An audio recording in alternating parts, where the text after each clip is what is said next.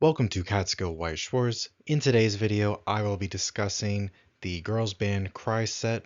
This is a set that was originally scheduled to come out in August of 2025. It got delayed. We finally got it near the end of January 2026. This is a premium booster that also has a trial deck. It's a set that has 69 different cards in the premium booster, plus the cards in the trial deck. In the premium booster, every card also comes with a foil alternative option. There are, I believe, 9 SPs, and there are 2 secret rare pluses. The secret rare pluses are on the same card, they just feature alternate artwork. This is a very interesting set. I think this is a set that sort of was kind of a joke of a set before it even came out in English. People already thought it wasn't going to be the greatest set ever.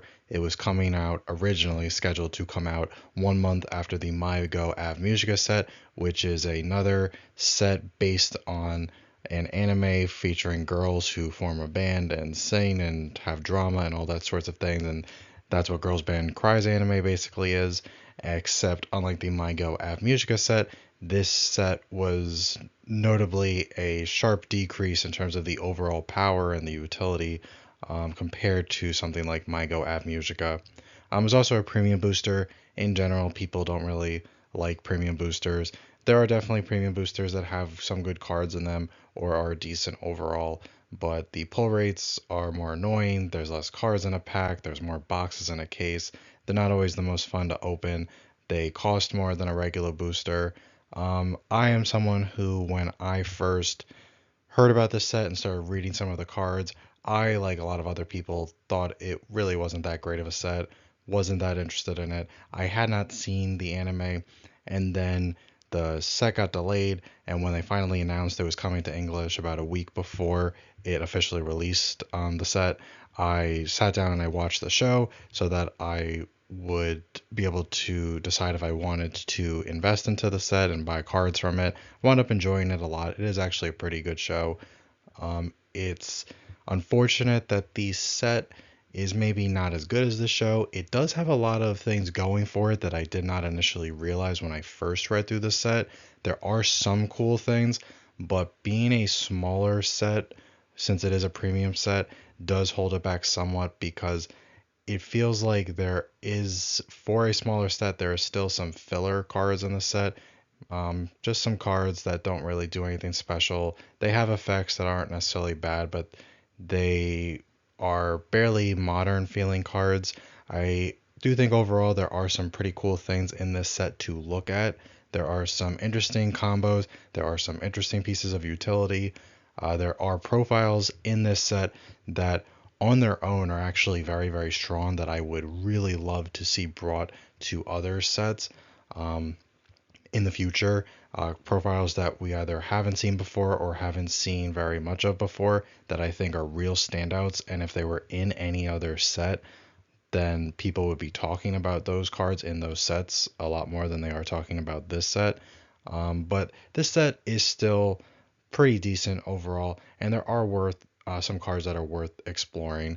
Normally, when I start reading a new set for the first time, I look at the level 1, the level 3 combos first, just to see if there are any interesting combos, anything that's worth playing that piques my interest. After that, I will typically go straight to the zeros because I think a strong zero game is very important for a set. You could have some really powerful combos, but if your zeros are underpowered, if they don't have the greatest effects, then you kind of start falling behind at zero, and then it gets kind of tough to catch up. Something like Oshinoko, the Volume 1, I think is a really good example of this. I love Oshinoko, and I was really excited for the set once I actually got down to playing it.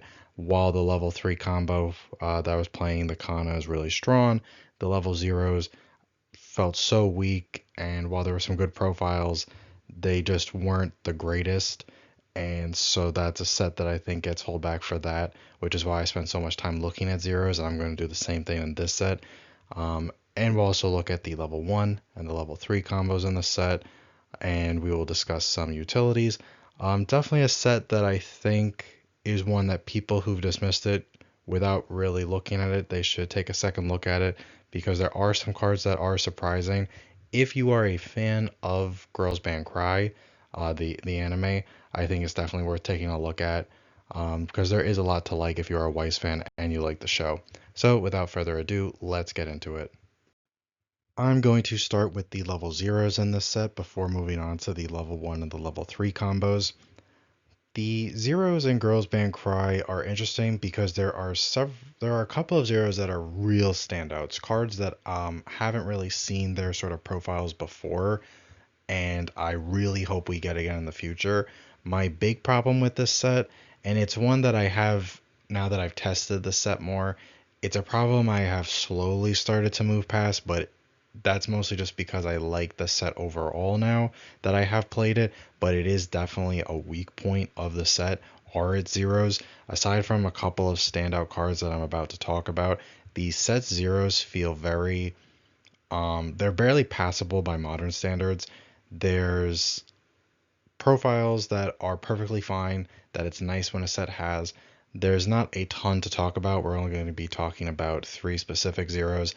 That was all the zeros that I felt were really worth discussing. However, the first two that we'll talk about are actually really, really exciting and cards that when I read them, I sort of reread them because they're just very strong profiles that really help do a lot of the heavy lifting when it comes to the level zero game for this set.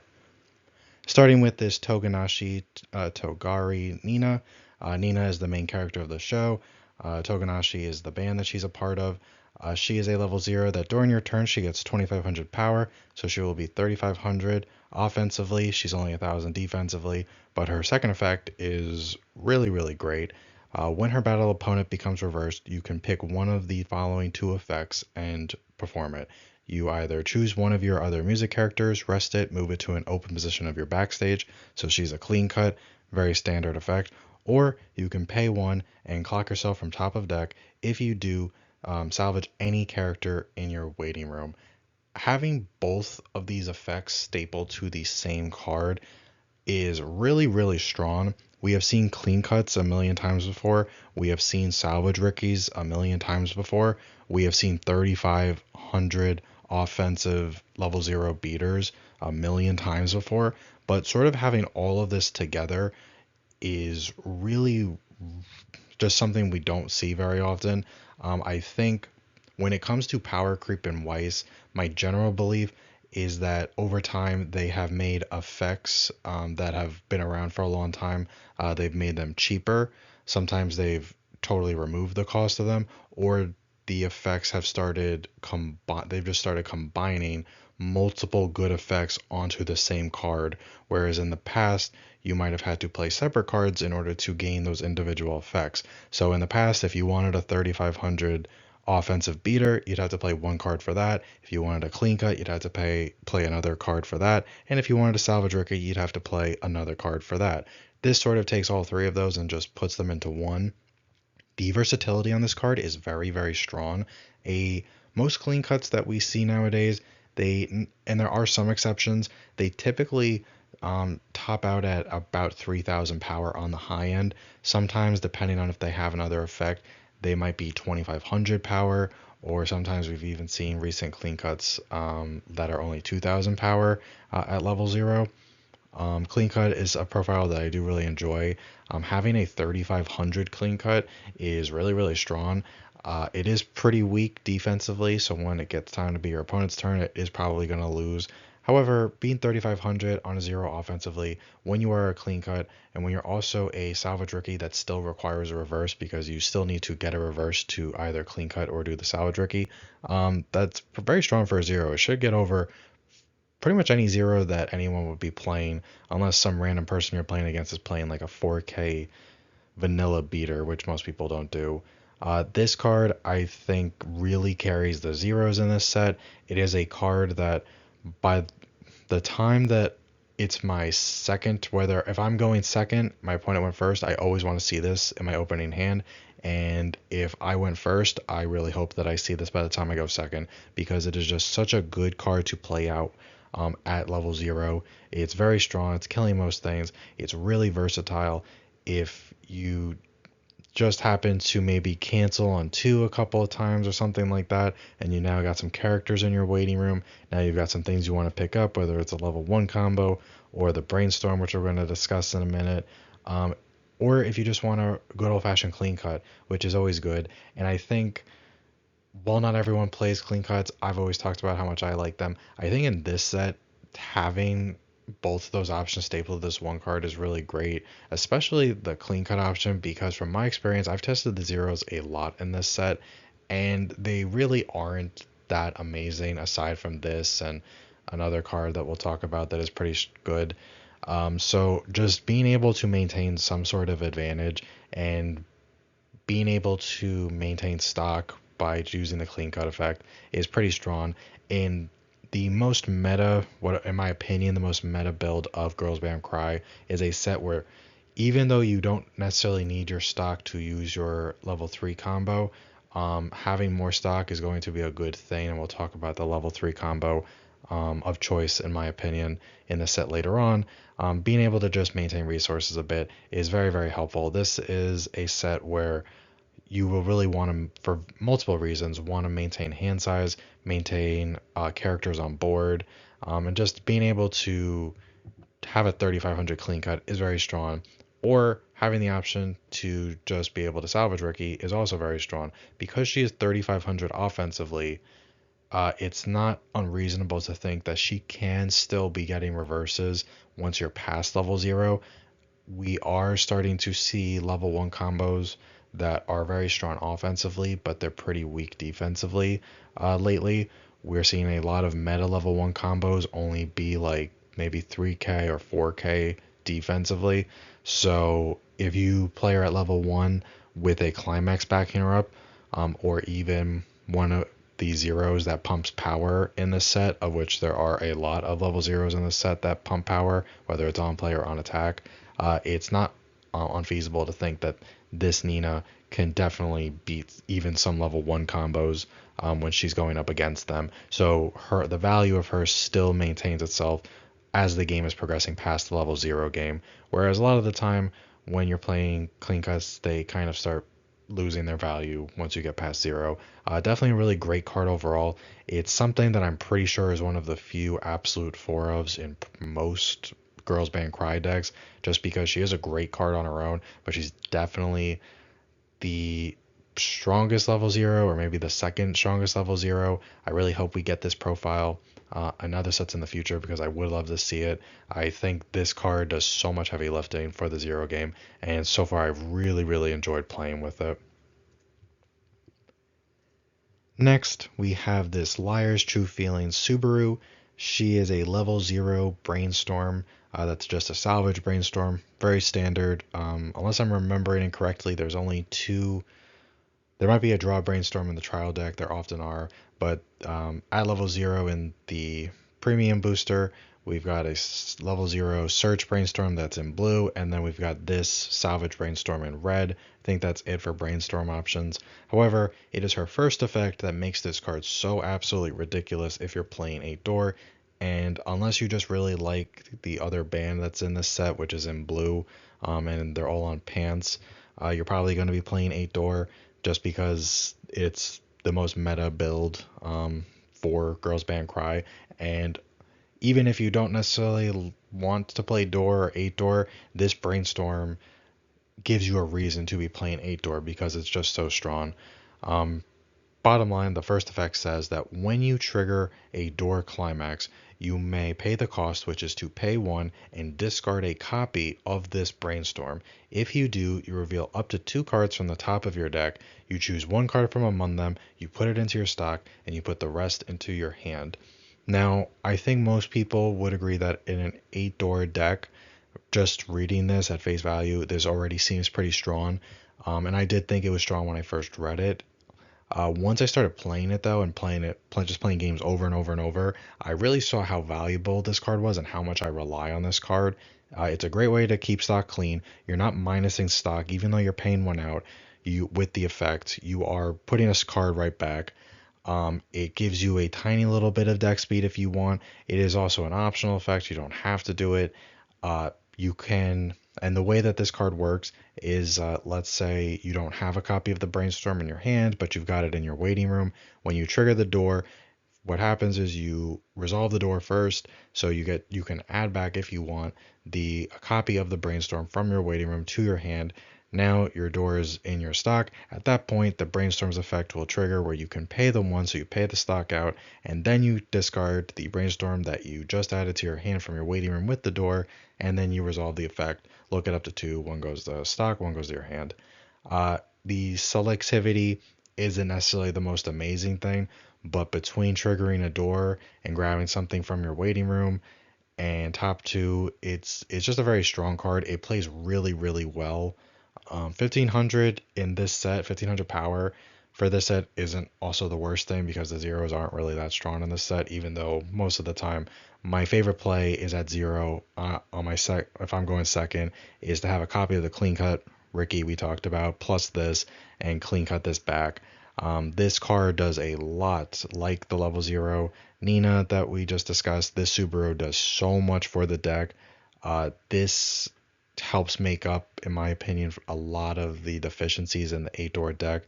There are some good cards in the deck, but it is lacking a lot of cards, and I think this really does help make 8-door stand apart in this set, because it's just very, very versatile. Very rarely do I see two cards off the top of my deck that I don't want in either my hand or my stock. I mean, the worst thing you could usually see off of this is two climaxes. I have seen one climax before, at which point most of the time I just add it to hand.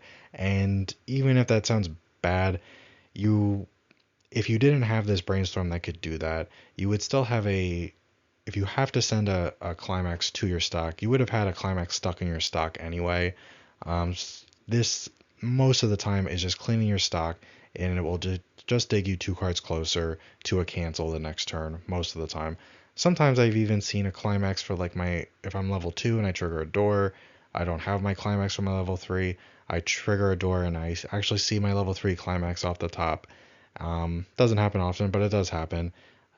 And you do run a lot of 4-ofs in this deck, at least in the build that I've been testing and a lot of builds that I've seen. So it's generally easy enough to see some decent cards that you would like in your hand. At the end of the day, it's all about keeping your stock clean. That is the biggest thing. You're keeping your stock clean without actually minusing stock. You get a little bit of deck speed out of it. It is optional. You don't have to do it. Most Weiss decks that I build, I typically only play between 2 and 3 copies of the Brainstorm that I'm playing for that set. With this deck, this is an easy 4-of for any 8-door. You just want to make sure that you always have access to a copy of itself. I never felt bad about playing 4 copies of this Brainstorm.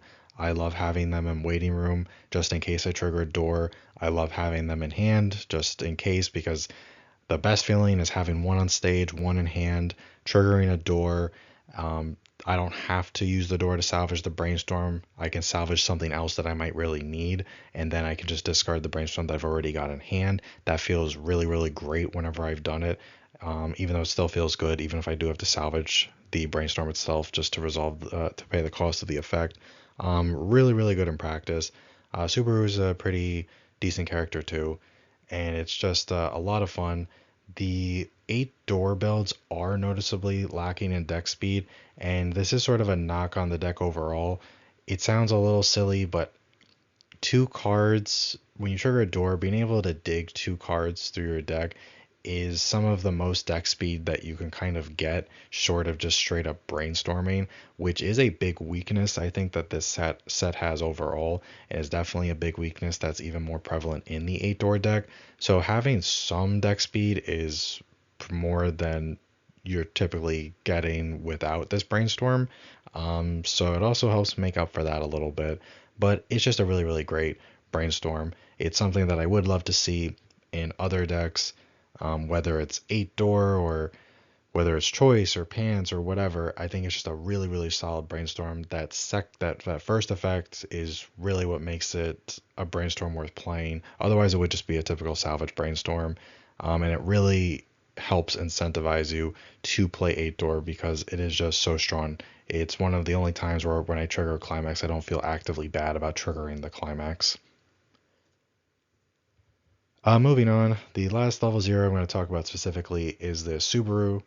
This is a promo that as of the time of recording this video, we actually don't know how we're getting this promo. They haven't, Bushiroad hasn't said yet, but they have released the image of it in English, so it's assumed that we will be getting it in some way at some point. This is a pretty standard level 0 when you look at it. Up to twice per turn, when you play another character from your hand, she gains 1000 power, so she can go up to 4k on her own if you just play 2 characters after playing her out. And then she's just a JC. So when one of your other characters gets frontal attacked, you can pay 1, send this Subaru to the waiting room. If you do, you return the character that's being attacked back to your hand. Now, we have seen JCs a million times. They get printed a lot. We lately have seen some pretty big JCs, whether they're 3k or 4k, so that's not too unusual. I'm only bringing this card up specifically because it's still a good card. 4k JC is always nice to have, even if it does come with the caveat that you have to play 2 characters after it. But this set is so lacking in zeros that are strong and survive cross turn or help you maintain advantage that I pretty much have thrown 4 of this into every deck when I've tested it in the simulator, because the promos haven't actually been released yet in real life. I just throw 4 of this in there because it's a solid plus in 0. 4k is nothing to sneeze at level 0, and it gets strong enough that it's still like the Nina clean cut we discussed. When it's bolstered by a climax and it gets up to 5k or has some other attack gaining ability from another character, it can contend with level 1 combos when it's attacking into them. So that does give it some value, especially because as a clean cut, you really need it to be surviving until the next turn. But it's just a solid card that really is among the best of the bunch for a set whose zeros are definitely on the less exciting and less versatile side of level zeros. So while it's not something I would necessarily discuss if it was a different set that had better zeros, in this set it feels really, really good. Not having it in real life, at least right now, is a little frustrating because it is such a good card that I think really helps you generate some of the advantage that you need that you are not getting from most of your level zeros outside of the Nina clean cut or something like that. So a very decent card overall. Aside from these 3 zeros, there really aren't many notable zeros to discuss. The most interesting, which I'm not even showing here, is a blue level 0 Ricky that is, I believe, 2k power. It's an on attack Ricky, so when it attacks, you can pay 1, clock yourself from top of deck to search your deck for a level 1 character. It is interesting that it's on attack. We have seen that sometimes before, more often in the JP side of things. We've seen on the JP side of things, I can think of off the top of my head some cards that are on play and on attack. They get to be a Ricky. This one is only on attack, which does mean that you can't clock yourself with it during your main phase, which can be problematic. Unless I'm mistaken, there is only one way to clock yourself in main phase in this set, and it's a hand to clock, which isn't always the greatest. It would be nice to have an on-play Ricky, but you make do with what you have. Being on attack does have certain advantages. You can attack with other characters first, and then if you trigger and you don't, if you're playing 8 Pants or you don't have the Subaru Brainstorm out, so you attack and you trigger with one of your other characters, you trigger a climax, you can't pay it out. Well, having an on attack Ricky means that as long as you attack afterwards, you can pay it out and still maintain some advantage, which is nice. It's a nice option to have. I wish there was some just sort of on play Ricky. Aside from that card though, the level 0 lineup is really, really standard. It's full of drop salvagers, drop searchers, which aren't cards that I'm dissing on their own, but they don't do a ton else, and they're not necessarily like super strong on their own. We have some relatively weak runners in the set. Multiple cards that really all they do is either pump power, whether it's on attack or on play, and they don't really do anything else. I just think that in this modern game that's not enough to really keep up with a lot of sets. I think that playing this, if you don't open with the Nina clean cut slash Ricky, salvage Ricky, I feel like you're already just playing behind with this deck. Once we get the Subaru Brainstorm, the Subaru JC pictured here, that will help a little bit. But you are so behind in the level 0 game just because there's really nothing too special. There's not even a Rico in this set at level 0, which is something that should, in my opinion, just be standard with any set that comes out these days. I feel like it in this day and age that should be the bare minimum. Um, Most of the profiles are in this set are just some sort of give power or some type of draw ditch or just very, very unexciting things. There is a helmet that is also a level swapper on play, which is a neat combination of effects. Doesn't really matter in 8 door because 8 door doesn't have experience condition. Matters more in the 8 pants deck, which does have experience condition requirements. But the level zeros really don't feel great in this set. Um, I'm assuming we probably won't ever get a set 2 of this. We don't have another season of the anime or anything to base it off of, and I'm going to guess that set did not sell particularly crazy, and it's not going to sell particularly crazy in English, which is a shame because there are some cool things, and the show is pretty great. So if you go into this expecting to be able to have the flashy zeros that a lot of modern sets are getting these days, you will be a little bit disappointed. It's mostly carried on the back of the Nina that we discussed a lot earlier. So some cool things and then a lot of blah things. When I build the deck and I test it, when I test it with the Subaru Brainstorm, I have to test it in the simulator because this promo hasn't been released yet. But I typically just have 4 of the Nina Clean Cut, 4 of the Subaru Brainstorm, and 4 of this JC here. So that gets me to 12 cards. Most of the time, depending on my deck, I'll probably have between 18 to 20 zeros. Sometimes it could be a bit more depending on the set. So that fills up about 12 slots right there. And then at that point, I kind of just fill it with other cards and just make the most of what I have. It is what it is. It could be better. I guess it could also be worse. That is another way to look at it. So decent enough cards on their own that I hope we do see in other sets. Doesn't really do much to bolster the actual set as a whole, but as long as you open with some of those cards, they're interesting enough. Moving on to the level 1 combos. This is like the level 0 game, an area that's not particularly exciting for the set.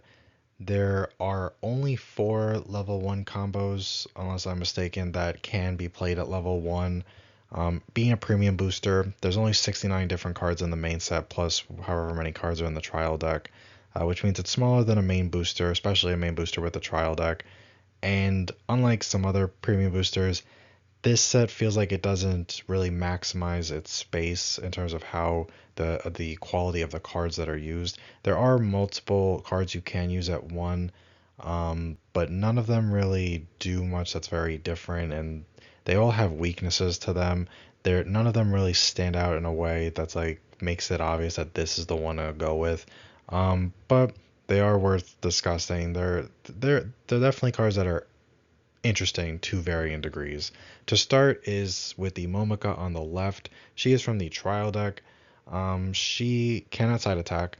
She's 5500 power, and her climax combo is when her battle opponent becomes reversed. If you have the climax, look at up to 4 cards from the top of your deck, choose up to 2 level 1 or higher cards from among them, reveal them to your opponent, pick one of them to go to stock, the other goes to your hand. On paper, this card reads pretty good, in my opinion. From testing, it does not play that great. When it works and does feel strong, but you need a lot to go right for this card. It does generate you a lot of resources if you are able to play at least 2 copies of it, and if you're able to get reverses in both lanes. But one weakness is that it's pretty weak. 6500 with the climax is not the strongest. It also needs a reverse, which can be tough at level 1. For any deck that's playing a JC, it's pretty easy to deny your opponent the reverses. So that is another weakness. So needing a reverse when you're only 6500 power offensively means that you kind of either have to just go into a game hoping that things work out for you, or you need to spend deck slots at level 0 adding in cards that do things like pump power, which I guess this set does have a lot of, but then you're just having to sculpt for a lot of specific cards. It's not as just straightforward as when you attack, salvage, or search a deck, which a lot of level 1 combos do these days. Another weakness is that while on paper, it does not sound like it should be that difficult to reveal 2 level 1 or higher cards when you're looking at 4. From my testing, even if I have a lot of level 1 or higher cards in my deck, it just doesn't always work out that way, which is unfortunate because it would be a way to generate advantage because you would be plussing hand and stock without paying a cost for anything, which is pretty great. But very often I would get into a situation where either I would only see one level 1 or higher card, or I might see 2 level 1 or higher cards, but I wouldn't see more than that, and I wouldn't necessarily want to send one to stock. It might have been my level 3 combo or something like that.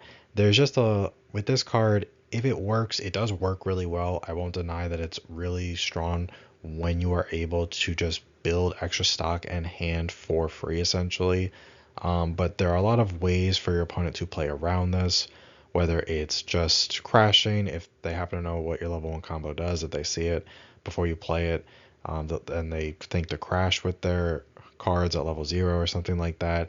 They got JCs or runners or something, like whatever it might be. There's too many ways for your opponent to play around it. And then even if you can get the reverse, if your opponent doesn't back up over this thing or something like that, it just doesn't always work out. More often than not, it from my experience, you're sort of just making the best of an okay situation. Sometimes you do high roll and you just see cards that you don't really care about anymore, and you could just shove those into your stock and still maintain some hand size. It's definitely not something, despite maybe sounding a bit negative, that I think is necessarily a bad combo. I think for a trial deck combo, this is actually very strong, and that's what it is, a trial deck level 1 combo. Trial decks haven't been getting better in the last 2 or 3 years or so, I'd say. And I think for a trial deck combo, this is perfectly good. It is a cool way to get newer players into the game. And even if you're a more experienced player, for a trial deck combo, it is good. But unfortunately, if you want to like really be competitive, even at a locals level, you shouldn't have to use the caveat of for a trial deck, it's pretty good when describing any of your cards, especially a level 1 combo that is supposed to be plussing you cards and helping you get to level 3 with all the cards you need to do your full combo. So it is a shame because I do love Momoko. She is my favorite character from the show. And on paper, it should read great. We have seen this profile a few times before. This exact profile a few times before. We have seen plenty of level 1 combos that will generate you stock and hand. However, typically, most of the time, historically, they will be you generate one of them guaranteed, whether it's you get a free stock guaranteed or you generate some hand guaranteed, and then the other effect, whichever one wasn't guaranteed, that one will have some sort of chance element to it, whether it's revealing the top card of your deck and it has to be a certain level or higher, and if it is, then you get to salvage or you get to stock it or something like that. Having a way to, as long as you get a reverse, almost guarantee that you're getting +2 cards, assuming you reveal 2 level 1 or higher. That is pretty cool. That is interesting. But in practice, it often feels like there's too much working against it to really make it the most viable thing. I believe on the JP side, they tried making this work for a while, thinking that this was the way to go. Unfortunately, the set itself just doesn't really support this, and there are just too many ways for an experienced opponent to play around it. Again, not bad for a trial deck. Could be better. It is what it is. Next up, we have another level 1 combo featuring Momoka. This one is the one that I've gravitated towards in 8 door. It's decent enough. It is during your turn, if all of your characters are music, she gets 2k power, so she's 6k on your turn, 7k with the climax, and her climax combo is on attack. If you have the climax, you can discard any card. If you do, salvage 2 music characters in your waiting room. This, I think, is a lot more efficient than the other Momoka level 1 we just discussed. It does have weaknesses as well. A positive, though, is that this does have high selectivity. You can discard anything, so you can discard a climax or an event if you're playing an event in this deck. So you can get rid of extra climaxes or whatever. You can also just discard dead cards that you don't want, zeros you don't need, or something like that to get two characters that you do want. She is swinging at 7k with the climax, which isn't bad for a level 1 combo. It's in this day and age that is pretty standard, but she's still stronger than the other Momika. She doesn't need a reverse. A weakness of her is that she has 0 deck speed. Sometimes this will not matter, but very often, like if you start canceling a lot at level 0, you might start to rely on your level 1 to give you some deck speed, whether that's looking at up to 4 or even just searching your deck for a specific character, some way to take cards out of your deck so that you have a bit more compression, or at the very least get you closer to a refresh just in case you are out a lot.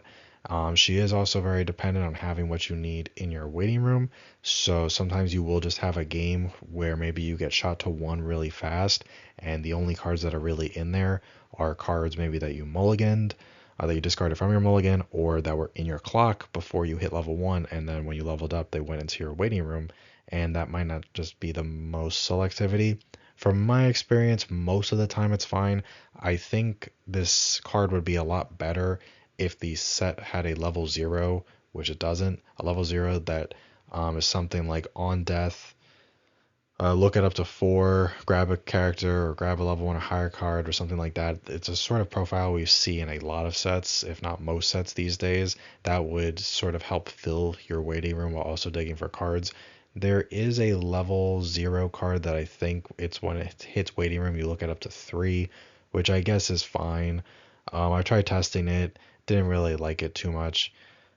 It's probably as good as you can hope to get for level 1 combos. It does work from my experience. This Momika works a lot better than the other one from the trial deck. It's just doesn't feel like it's fighting against me. It doesn't need the reverse. My opponent can't really play around it. It is nice sometimes to get rid of cards I really don't need.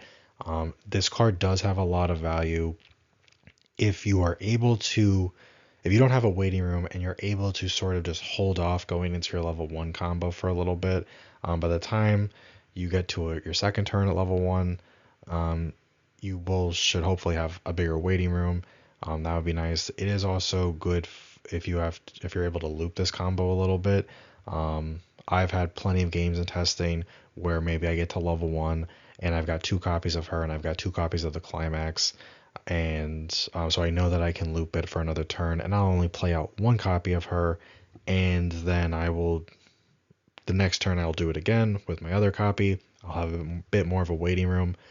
So it does have a weakness that you do need specific cards in your waiting room, otherwise you kind of have to just take what you can get. But it's decent enough. It is on a door, which is important because it works well with the super brainstorm.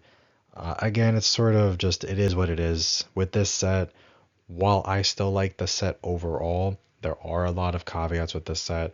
At a certain point, I feel like I'm almost going to sound like an apologist for this set, where I like certain things that it does really well, and I really like the show after watching it, but I can see why people have a problem with it. I think this is a set that the big issue with it, and it's something that comes down to its level 0s and its level 1s, is sort of its consistency and its deck speed. There's sometimes things just don't go your way, and the deck doesn't have enough tools to get you out of a bad situation.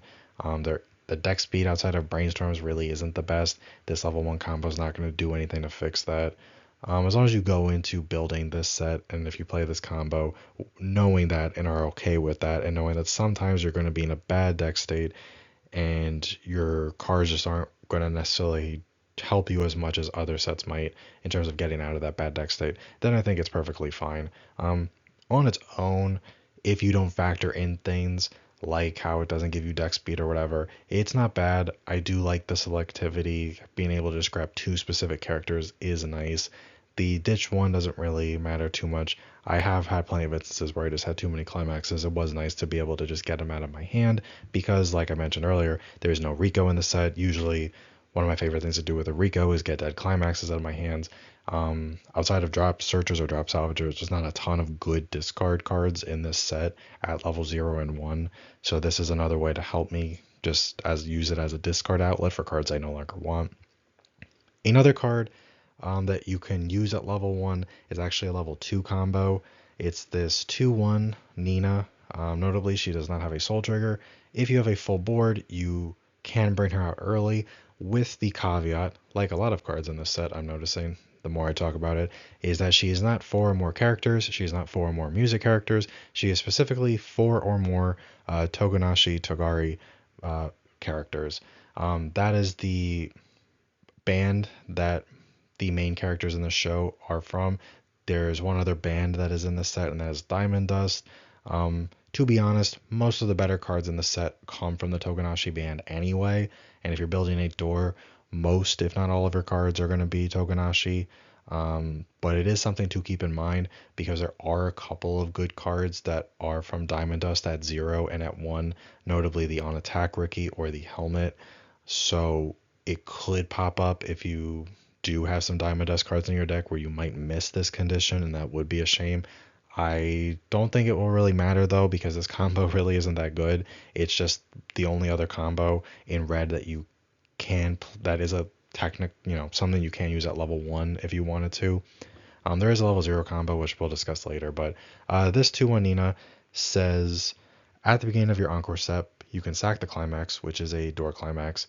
And she has to be in your center stage to do that. All of your characters have to be Togonashi Togari. And if you do, you choose up to 3 Togonashi characters in your waiting room. You return one of them to your hand, and you put the rest into your stock in any order. I think this card was actually really, really close to being maybe not very good, but to being good. I think it's fine as an option if you really want to try to make it work. I don't think the level 0 game supports having a full board at level 1, to be honest. I think from my testing, sometimes the game works well and you can manage that. Other times you just will be bleeding too many level 0s because they're pretty weak and stuff like that to really reasonably be able to do this on your first level 1 turn.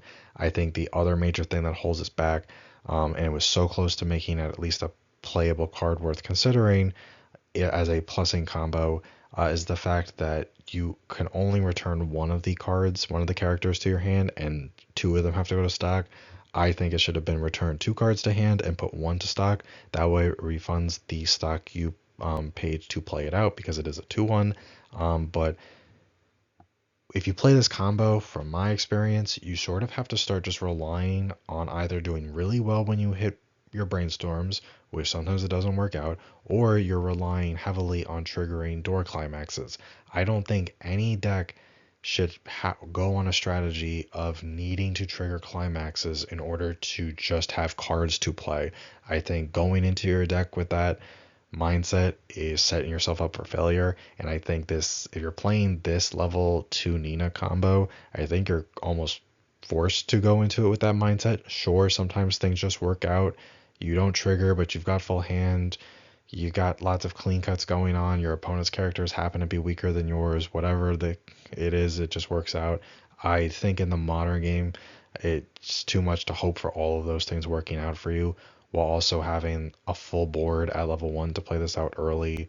Um, if it had that little change, it would be better, even if it still had the 4 more Togonashi character requirement. But the stock, putting 2 cards to stock, from my experience means that now I just have stock so I can double brainstorm the next turn, which is what I'm probably going to have to do in order to just maintain hand. And if you're playing 8 door, it is very important that you have a pretty decent hand size, whether there's 2 main level 3 door combos in the set, and I think either one of them you really need to make sure you maintain hand, and this unfortunately just does not get you there. Next up for level 1 is the only level 1 blue combo in the set. It's this Nana. If the total level of the cards in your level is 2 or higher, she is 2k. She gains 2k power. That is cross turn, so as long as you meet that experience requirement, she is 6k all the time. Something that's very important is that She does not need experience requirement for her actual climax combo. That is just for her effect. So if you miss that experience requirement at level 1, you can still use your climax combo, which is really nice. Her actual climax combo is at the end of her attack. If you have the climax, which is a pants climax, you may pay the cost, which is to pay 1. If you do, you look at up to 4 cards from the top of your deck. You choose up to 2 music characters from among them, reveal them to your opponent, put one of them to stock, one of them to hand. This combo, when I first read it, I thought that I liked this combo so much that this would be my go-to combo for the set. In my testing, I found that there were some weaknesses that I did initially think of, but I sort of dismissed, thinking it wouldn't be that big of a deal. I do not think this is a bad combo, and I think in 8 pants this is perfectly fine. I think at the end of your attack, paying 1 to um, look at up to 4 and replenish that stock you just paid out and add 1 to hand. It's really great for keeping clean stock while still maintaining hand, and you get deck speed out of it. So it sort of has all these things that are lacking from the other 3 combos you could be using at level 1, where there's no level requirement on the cards that have to be revealed and that go into your hand or your stock, as long as they're music characters, which everything in the set is a music character. That is the dominant trait of the set. So as long as you reveal two characters amongst those 4, so as long as there's not 4 climaxes or 2 climaxes and 2 events, you will be fine. You could at least replenish the stock and replenish the hand. From my testing, my enthusiasm did start to waver a little bit. It's still a good card, do not get me wrong, but there were a lot of games, more than I thought there would be initially. A lot of games where if it felt kind of bad that I couldn't get any sort of plussing without paying the 1 and looking at the 4. And that would happen when at the end of my attack, I would realize that I'm in a pretty good deck state where I felt like I had a lot of climaxes in there, and my deck wasn't too big.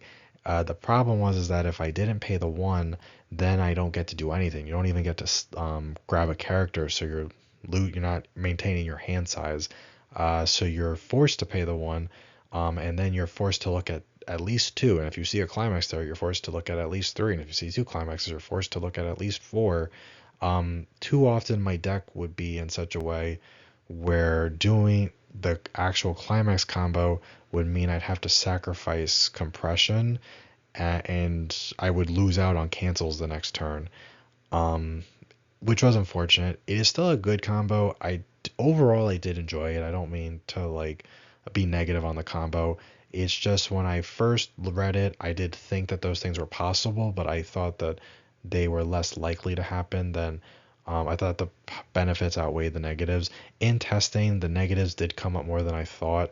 I'm not saying that they happen more often than not, but they happen more than I thought it would. And I think in general, it is something that to consider when looking at this.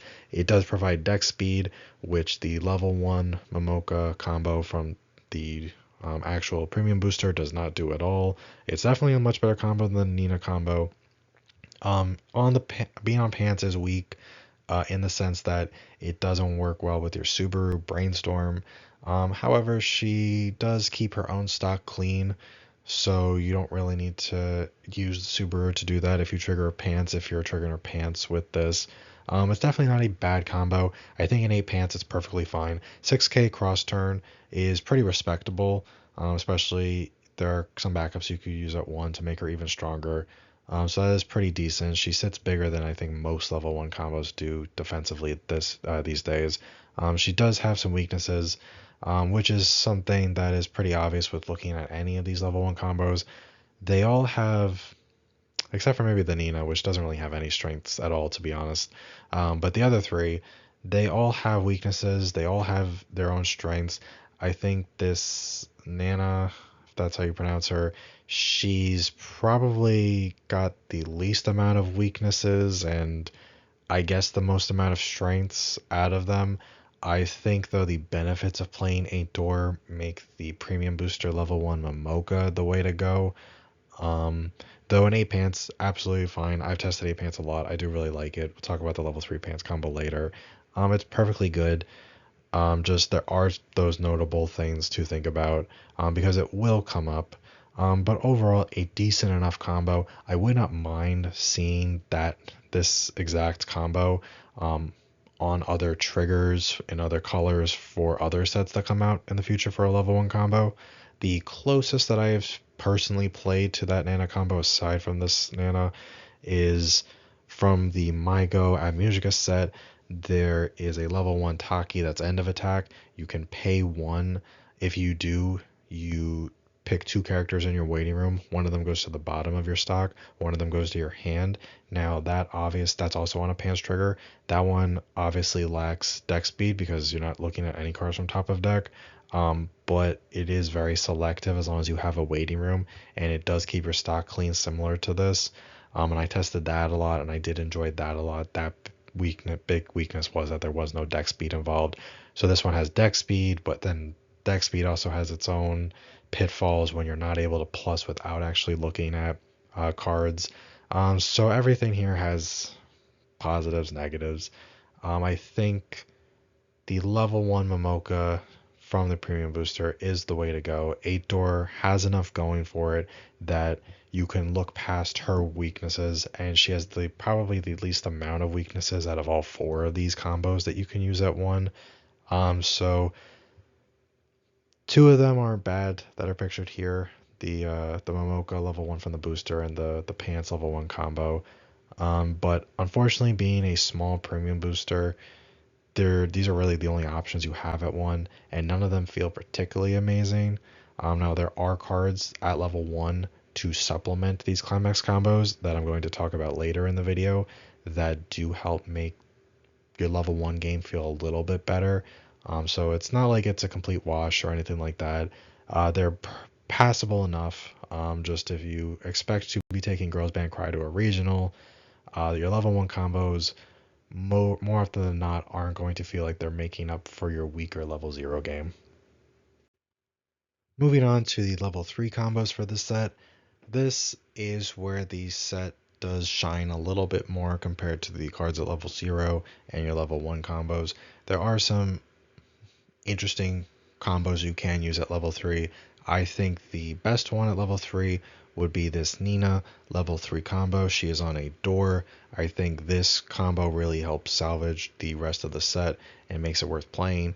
On play, she is draw 2, ditch 1, which is, she may not heal, which some people won't like, but having that extra card is really important for her combo.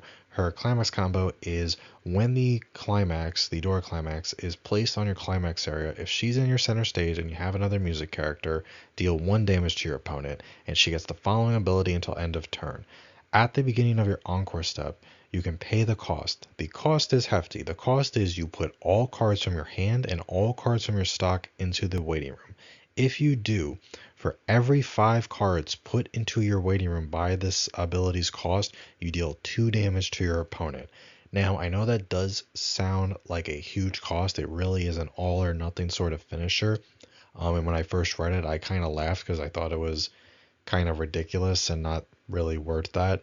But it is optional, so you don't have to do it. And if you don't do it, you are just stuck at burn 1s. But when I tested it and I was changing my deck around a little bit, I really do enjoy this combo. I'm going to discuss a lot as to why this combo is actually like a lot more than meets the eye.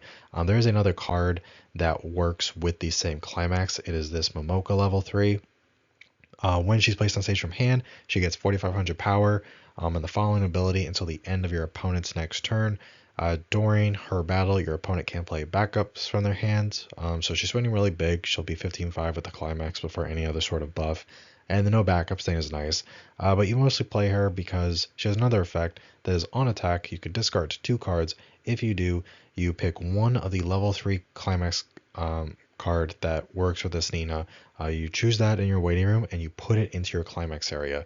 So the level 3 Nina on the left there, she is burn 1 whenever the climax is placed onto your climax area.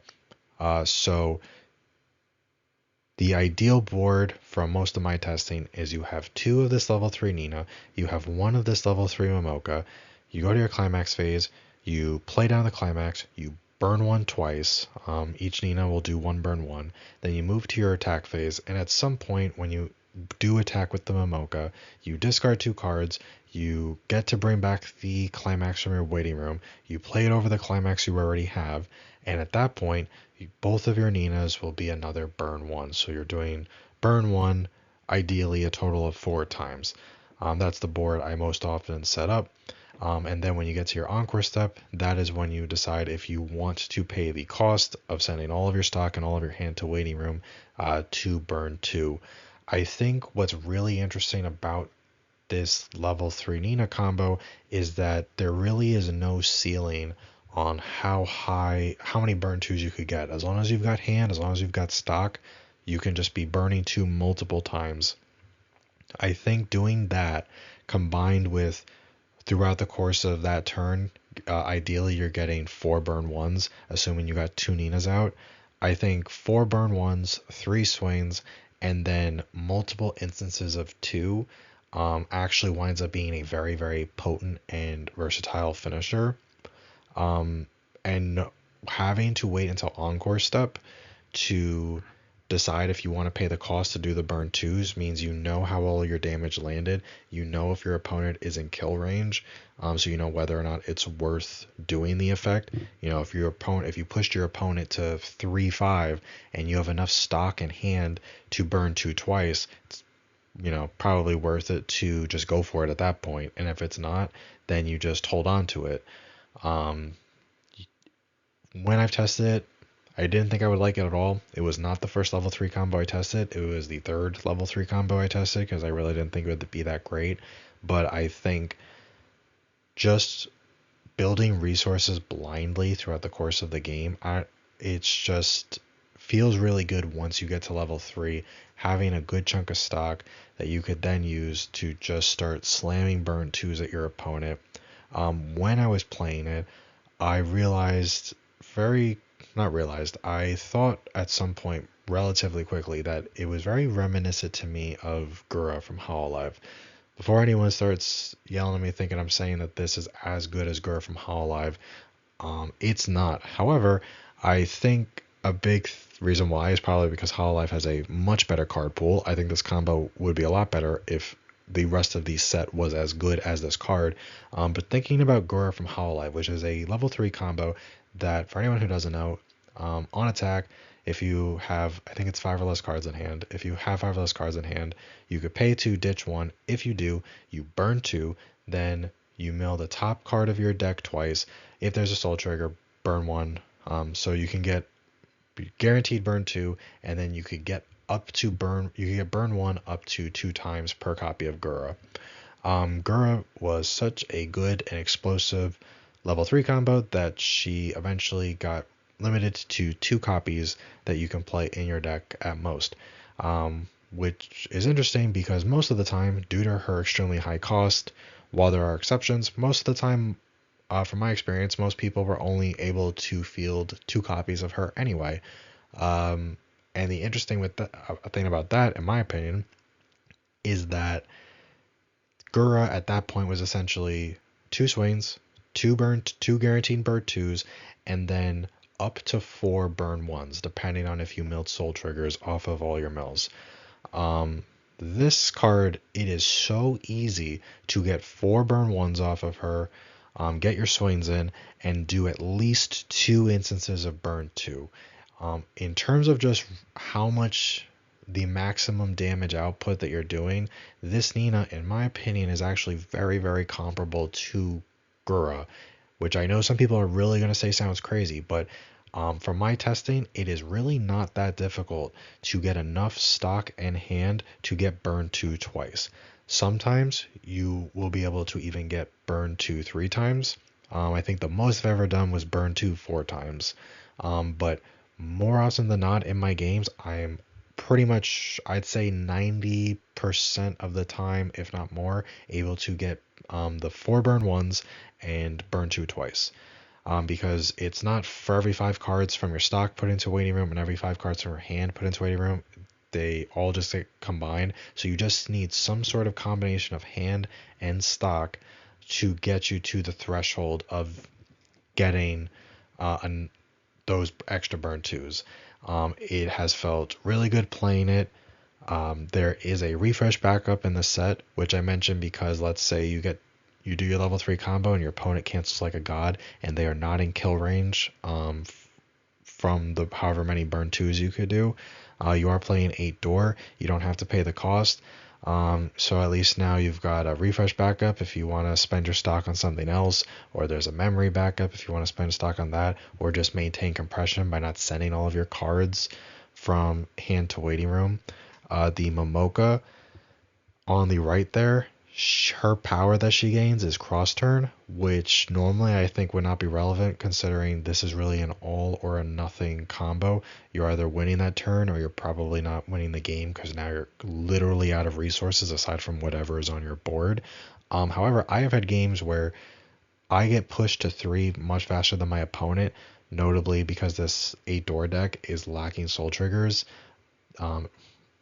It has, I don't know, maybe like 8, 9 soul trigger, something like that. So my point is you're not pushing damage throughout the course of the game. So I've gotten to the point where my opponent was like low 2 and I hit 3, but either I wasn't ready to do my full level 3 combo or I didn't want to do it because I knew I could not kill my opponent from where they were. So I did, however, have this Momoka, and I would play out the Momoka, and she will be 14-5 cross turn because her 4500 power boost is cross turn. So I can play her out comfortably knowing that she is going to survive until the next turn when my opponent ideally has taken a little bit more damage and is probably unlikely to be able to kill me when they're still at level 2. So sometimes that has come up, which is nice. Her climax combo ability is not tied to the turn that she's played or anything like that. So that is a benefit of her. I think this deck, for anyone that wants to build it, does require a little bit of testing in terms of just sort of deciding which cards you should be playing at which times. It really does just sort of come down to resource management and how many burn 2s you want to get off. You could always play out 3 Ninas. You don't have to play the Momoka. However, playing out 3 Ninas, it comes with the same amount of stock as playing 2 Ninas and a Momoka, and you're only getting 3 burn 1s as opposed to 4 burn 1s if you play double Nina and 1 Momoka. However, the Momoka is also a ditch 2. Now that ditch 2 might be the difference in resources between 1 burn 2 at Encore Step or 2 burn 2s at Encore Step or 2 and 3, whatever the numbers are. So I think through practice and repetition with this deck, you'll sort of start to get better at resource management and realizing what exactly the right ratio of cards to play at level 3 is. Sometimes maybe that is not playing the Momoka at all. Maybe it's only playing 2 Ninas and just moving up a Brainstorm from your 3rd row and just going for multiple burn 2s at the Encore Step, which can be a bit more lethal than burn 1s. Most level 3 combos, you typically only need to make sure you have enough hand and stock. I have found that this level 3 combo is a lot more nuanced than that. It's about knowing exactly how much hand and stock you have. It's about just knowing how likely you are to trigger, how compressed your deck is, if it's likely that you will trigger, because every time you trigger, you are just adding another resource that could help get you to a point where you're getting an additional burn 1. Even if you brainstorm and whiff, you just dug yourself 4 cards closer to a climax, which if you trigger it at attack step will at least replenish the stock you paid for the brainstorm. There's a lot of things to think about with this level 3 combo. I think when you first play it, when you first try it out, depending on how experienced you are or that sort of thing, will determine how successful you are with it. But it's something that through practice, I think you'll really start to see the nuance of it and just how important it is to keep track of various factors. It's not necessarily just an amount of how much stock, meeting a certain stock requirement or a certain hand requirement. It's your stock combined with your hands, with climaxes left in deck for potential triggers. It's how compressed your opponent is. It's things like, let's say you play double Nina, 1 Momoka. You do the burn ones at climax phase, now you move to attack phase. Did your opponent cancel both burn ones, which would be great? Do you go for your Nina swings first, or do you go for your Momoka swing first? Do you go for Nina, Momoka, Nina, double Nina, Momoka? It all sort of depends on your opponent's deck state. It also could depend on your own deck state. You might be in a position where you don't necessarily want to discard 2 cards for the burn ones, depending on the situation. There's a lot to think about. Bottom line, when choosing to play this level 3 combo. However, once I was originally testing the level 3 pants combo, which we'll get to because it's basically Marine and it's very simple and straightforward. There is another level 3 door combo that we'll discuss after this that I thought would be my primary level 3 combo from this set, in the 8 door deck at least. And then testing that, I wasn't really enjoying it that much. And so I just tested this, thinking that I would not enjoy it. Once I started playing it multiple games in a row, I really enjoyed it. I think this combo is one of the standouts of the set. I think looking at it, it doesn't read, because it reads like it has an enormous cost, it reads sort of badly, but as long as you've got some stock and you've got some hand, I think it actually can be very strong. I think having for me, from my testing, and I have tested many, many games with this, I've tested, by now, I've had to have tested, I'd say somewhere between 100 and 150 games with it. Having 3 swings, let's say it's 2 Ninas, 1 Momoka, 3 swings off of them, and 4 burn ones, 2 of which are highly selective because you do it on attack with the Momoka, and at least, from my experience, 2 burn 2s at Encore Step if you're willing to pay the cost. It's actually very devastating.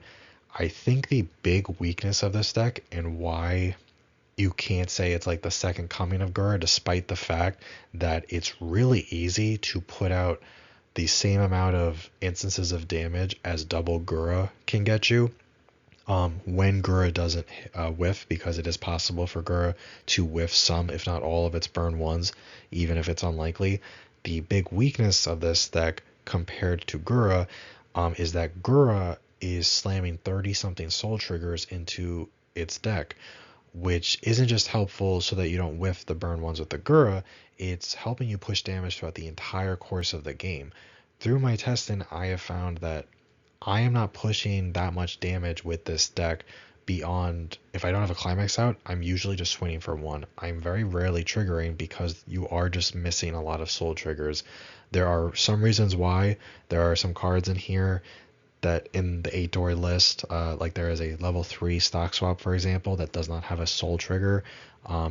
There are cards that should have soul triggers that you'd be playing in 8 door that do not have soul triggers for whatever reason. I don't know if it was to balance this card or whatever the thinking was, but that is sort of a weakness of the deck. You are very often just swinging for 1 if you don't have climax, which means at best you're sticking to 1, and if they cancel that, you're not even sticking that, which means you are just further behind than a Gura deck would be most of the time, because they are constantly just swinging for 2 to 3. They don't have a climax out, they're just swinging for 2. But they're triggering so often they are able to just maintain damage output starting at 0 and keep it up throughout the course of the game, which is something that this deck overall cannot replicate. It just doesn't have the card pool. It doesn't have enough good cards with soul triggers in it to do that. Door climaxes just don't have soul triggers to begin with.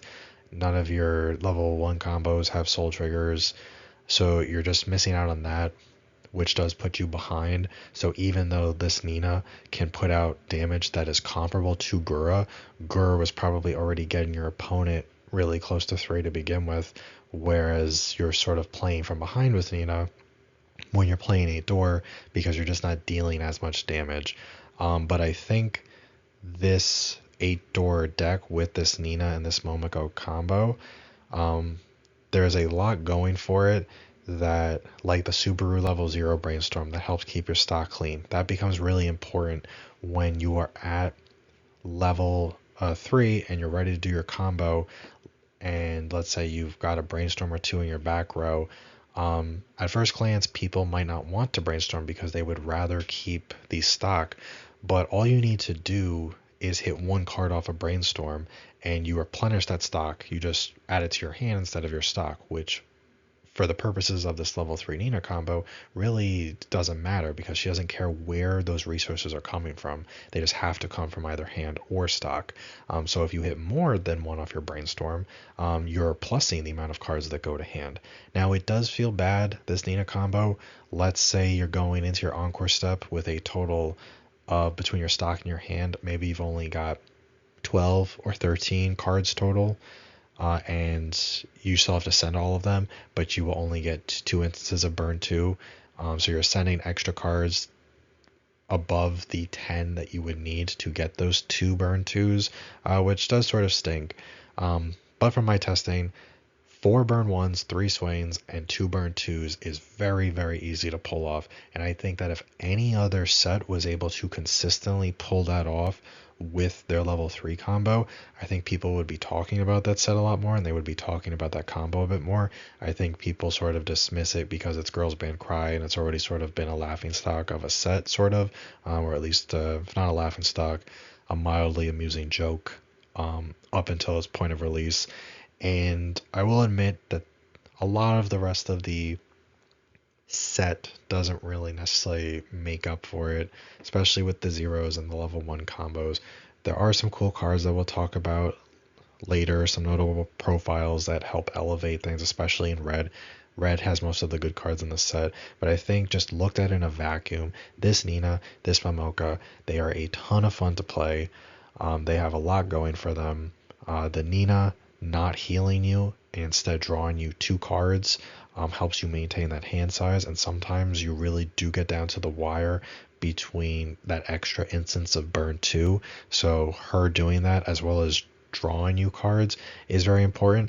And another thing that I didn't think would come up as much, but it has, is if let's say I just got to a refresh with going into my level 3 turn and I've already got my level 3 climax, let's say, well, I still need the level 3 climax in my waiting room so that I could do the Momoka. However, you don't actually get rid of any cards until your encore step, but the Nina on play will draw to end ditch one. So as long as I draw into my other climax, then I can just ditch it with the Nina effect and get it into the waiting room. And having it in the waiting room essentially means I'm getting ideally 2 more burn 1s, and just very selective burn 1s depending on how my opponent cancels, depending on my opponent's deck state.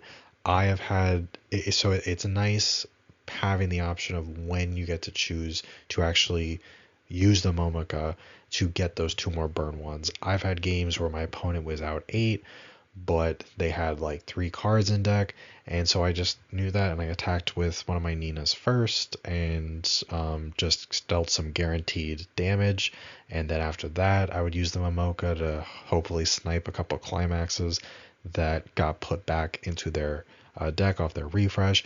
There is a lot of versatility to it. At the end of the day, this combo does just come down to straight up numbers. If you opt to not go for the burn 2s, not healing off your level 3 is sort of a weakness at that point, because now you've got all these resources, but you're at level 3.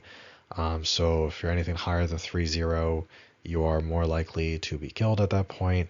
But overall, I think this combo is very explosive. It definitely feels like a big all or nothing combo, and it has felt pretty good in my testing. I have thoroughly enjoyed it. I think it is the way to go. I think there is enough cards. Red, as I mentioned, is the best color by far. Blue feels like such an afterthought in this set. So red does get all the cards, or most of the cards that are worth playing in this set. And overall, this combo is definitely, it plays a lot better than it reads. It is something that I think a lot of players, especially less experienced players, will have to just test a lot to really get the a handle on how they manage their resources, not just at level 3, but throughout the entire course of the game. This is a combo where A lot of the time I like to not build too much stock in case my opponent has like a stock swap or something like that. But with this, I have cards in my build where I just blind stock myself. I don't even care if I blind stock climaxes. I just want to be building as many resources as possible, get pushed to level 3 first, and hopefully just blow them out from there. As long as I maybe snipe some climaxes off the burn ones and just land damage just the right way. It is very fun overall, and I think is one of the absolute highlights of this set. Moving on to the other level 3 door combo, which was the level 3 door combo I thought that I would be playing because it read pretty strong in my opinion. It is actually a combo that has this whole package with it, so I could be mistaken, but my understanding is that the level 0 Rupa on the right is supposed to be the same climax as the level 3 Tomo on the left, and if you read them, they actually list different climaxes. However, I thought that maybe I was remembering the Japanese translations incorrectly and how it was supposed to interact. But looking it up, there is no card in the Weiss Schwarz card database that is called Logic to Gamble Fate on, which is what the Tomo says its climax is. So I believe that Bushiroad. I did a double take when I saw that they were different climaxes because I thought I was remembering what they do differently. I thought I was remembering Ron, sorry. Looks like Bushiroad just delayed the set for 5 months so that they could still print in a very important card incorrectly. So I could be wrong, but I do believe that the Tomo on the left and the Rupa on the right are supposed to work with the same climax. They just printed the name incorrectly on the Tomo. So this level 3 combo is an entire package where you are supposed to be using all 3 of these cards together to get some heals, to get some resources, to get some damage in, and it is pretty interesting. We'll start with the Tomo on the left. When she's placed on stage from hand, draw a card, and she gets 2,000 power for the turn. Her climax combo is at the end of her attack. You can pay 2, ditch 2, and you reveal 1 clashing and progressing Rupa, which is the level 0 combo on the right. You reveal that in your hand, and then you return the level 3 Tomo to your hand. If you do, you may choose one of the stage not stood on alone Rupa, which is that level 3 in the middle. You choose one of her in your hand, and you place her on stage in the same position that the Tomo is in, and that Rupa gets 4,000 power until end of turn.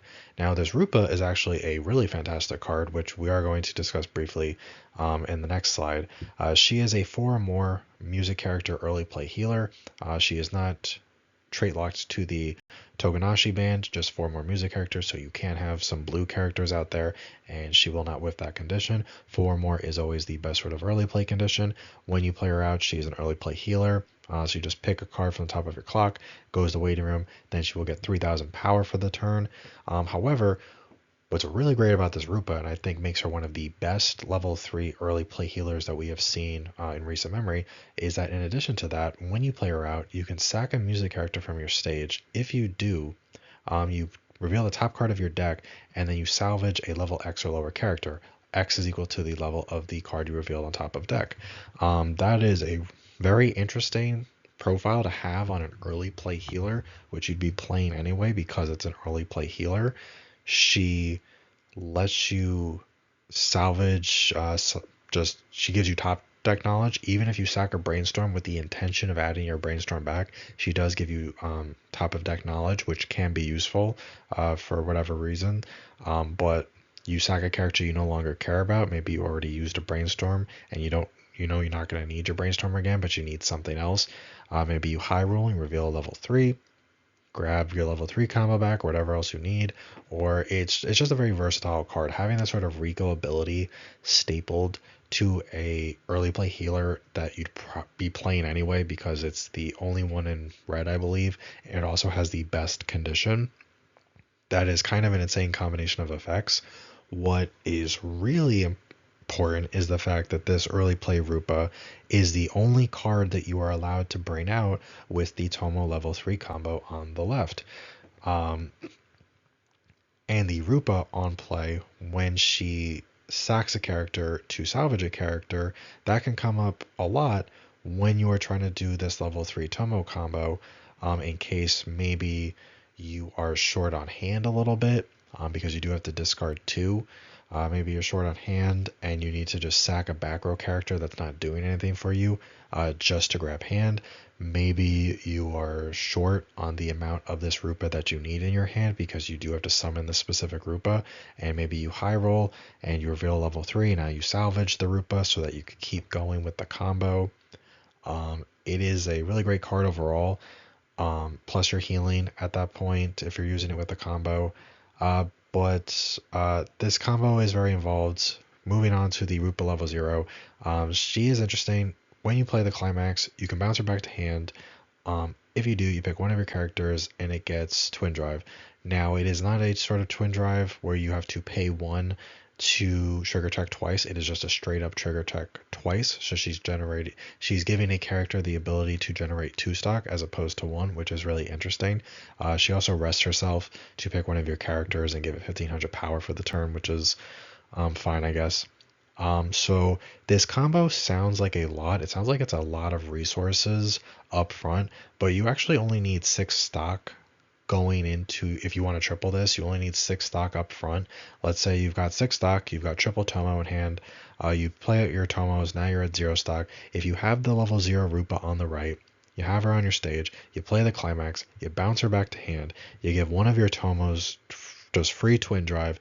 Now that first Tomo attacks, her climax combo is end of attack, so she will have the Twin Drive. You'll now have the 2 stock you need to use her effect at end of attack. You pay the 2 stock, you resonate the level 0 Rupa that you just bounced back to your hand, and you discard 2 cards, and then you bounce the Tomo level 3. I know this is a whole lot of different costs you're paying just to use the effect, but just bear with me. You bounce the Tomo back to your hand, then you play out the Rupa level 3 from your hand. You heal with the Rupa, you use the Rupa sack ability, then you swing with the Rupa that you just summoned, you're back up to 1 stock. Now you move on to your second Tomo, you attack with that one. Now you're back to 2 stock, end of attack, you pay the cost and do it again. So while pay 2, even at pay 2 at end of attack sounds like a lot, because of the Rupa level 0, you can, as long as you've got all the pieces you need, you can just do it for 6 stock, which is very efficient. Now, for anyone that has been thinking what I'm about to say, you would be correct. This sounds pretty interesting. However, it sounds like an insane amount of setup. I did not, while it's clearly a lot of setup, you need the specific level 0, which should be easy enough to get. But ideally, you've got 3 copies of your level 3 Tomo combo, and you have 3 copies of your level 3 Rupa combo. When you actually think about things like when you're going into your level 3 turn, the cards that you need 3 Tomos, you need 3 Rupas ideally, you need the level 0 Rupa, you need the climax. Well, if you've got all that in your hand already, that would be 8 cards. So you can't even have all those cards in your hand when you're ending your last turn before heading into level 3, because you would be 1 card over your hand size limit. So maybe you keep the level 0 Rupa on stage the turn before. I think people might be able to see where I'm getting at basically, which is that this combo is a ton of setup for what is essentially no extra instances of damage, as opposed to a more traditional combo that would just say on attack maybe burn 3 or something like that. You are doing a lot more setup for still at the end of the day only getting 6 instances of damage. And those instances of damage, they are essentially just your Rupa is just gonna, that you summon out the level 3. It will be 3 soul with the climax. Maybe you trigger and it's 4 soul, or you side and then you have somewhere ideally between 1 and 2 soul. It's not doing any crazy number. There's really not much selectivity in those extra instances of damage. It is like a restander that has a lot of extra steps with it and a lot more setup. It would be, I'm sure a lot of people are thinking that would just be a lot easier to just on attack, pay some cost, burn 3, something like that. You're probably right. Now, this combo sort of does do everything it possibly can to minimize to minimize the cost of it, on play, the Tomo draws you a card, so that already gives you one of the two cards that you need. At the end of attack, she does bounce back to hand, so that gives you discard fodder for your second Tomo and your third Tomo. The Rupa level 0 also bounces back to hand, so that's another bit of discard fodder. The level 3 Rupa, that is the card that you have to summon off the Tomo, she does get you back a character if you use her on-play ability to sack a character and salvage something. So that does give you back some other card. But in practice, when I've tested it, it is too much setup. If you are near when it works, it feels pretty good. But when it works, it also just feels like you just did a whole lot of extra steps to do what is essentially an extra instance of burn 3, which could still be canceled, or just a restand or something like that. When it works, it feels pretty great. You feel pretty smart, like you put this puzzle together. And I'm not saying it's necessarily bad.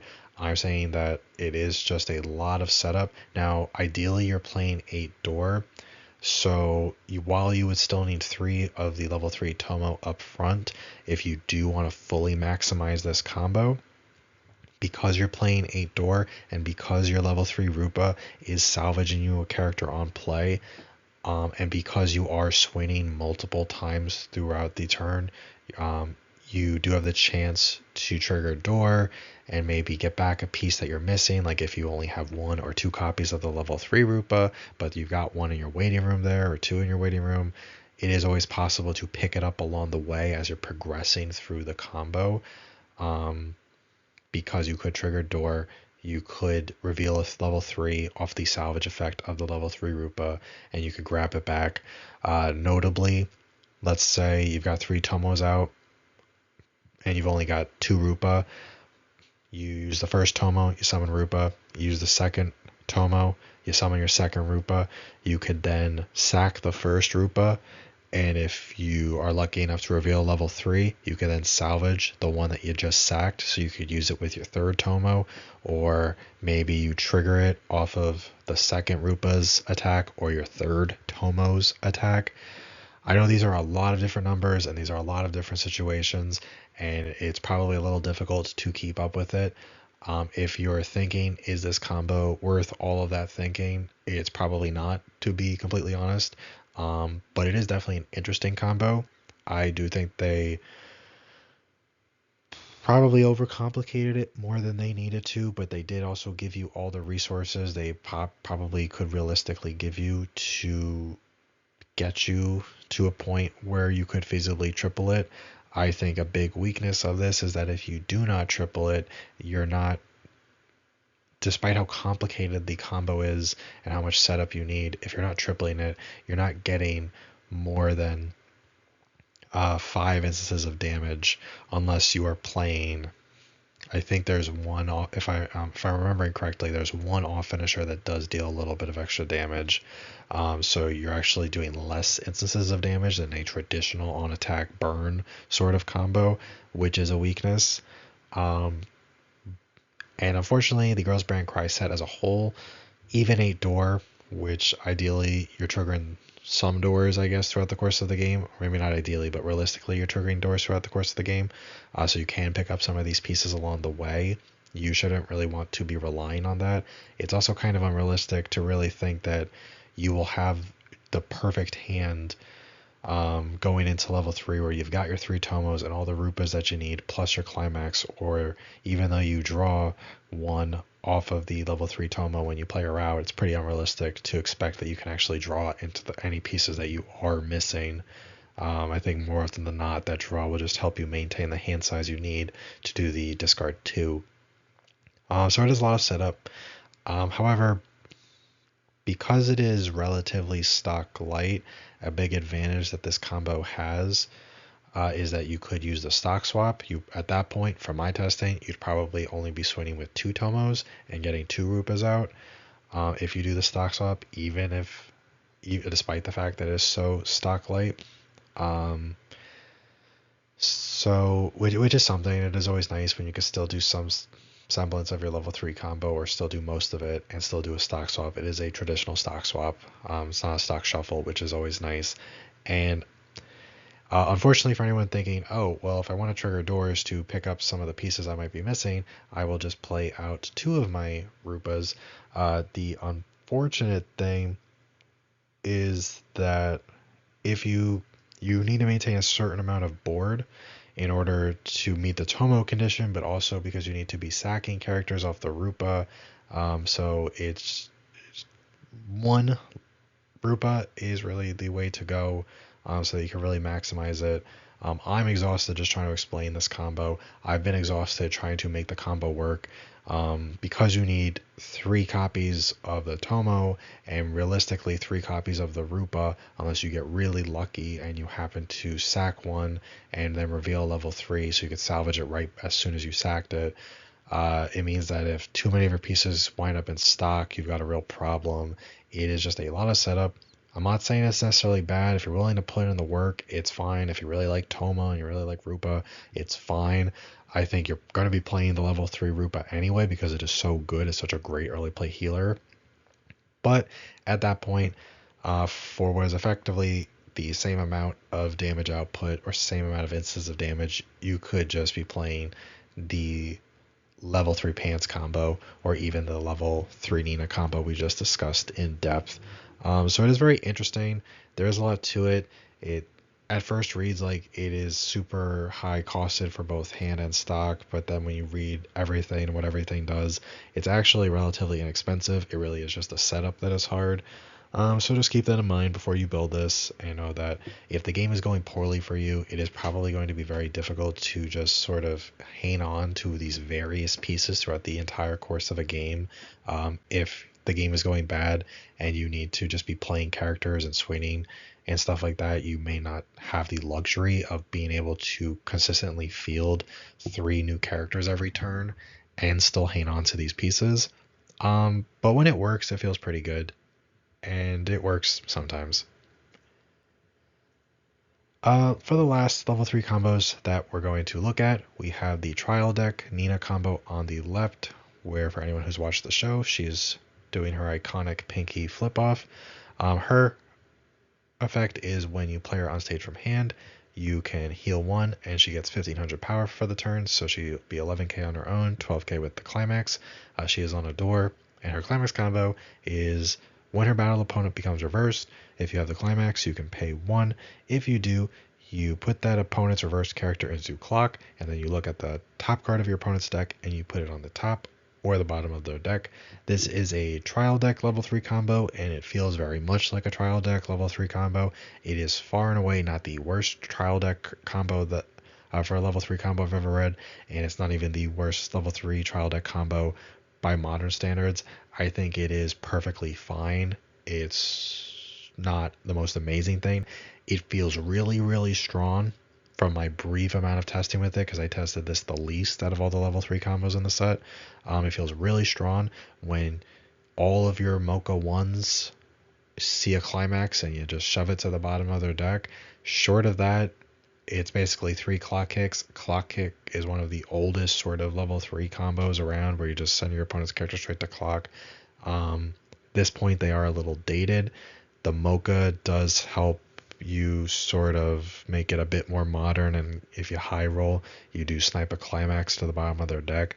Now that does have an inherent weakness because you're not putting it to waiting room, which means if your opponent was compressed and you do see a climax, if they had a small deck, there is a chance, and this did come up when I was testing it, where you put it to the bottom of the deck and they just wind up canceling because their deck was already pretty small, so you still get to that climax at some point. The combo's fine. If you like Nina, I don't think there's anything wrong with it. Being 12k with the climax isn't terrible, but it's definitely not the most amazing power line on a level 3 that needs a reverse for its effect to go off. So a lot of the time you might have to just shove an assist into your deck, some sort of level assist or 2k assist or something like that. For a trial deck, it's fine. The SP does look really gorgeous for this card, which is probably the only reason I honestly wanted to test it at all, to see if it was worth it.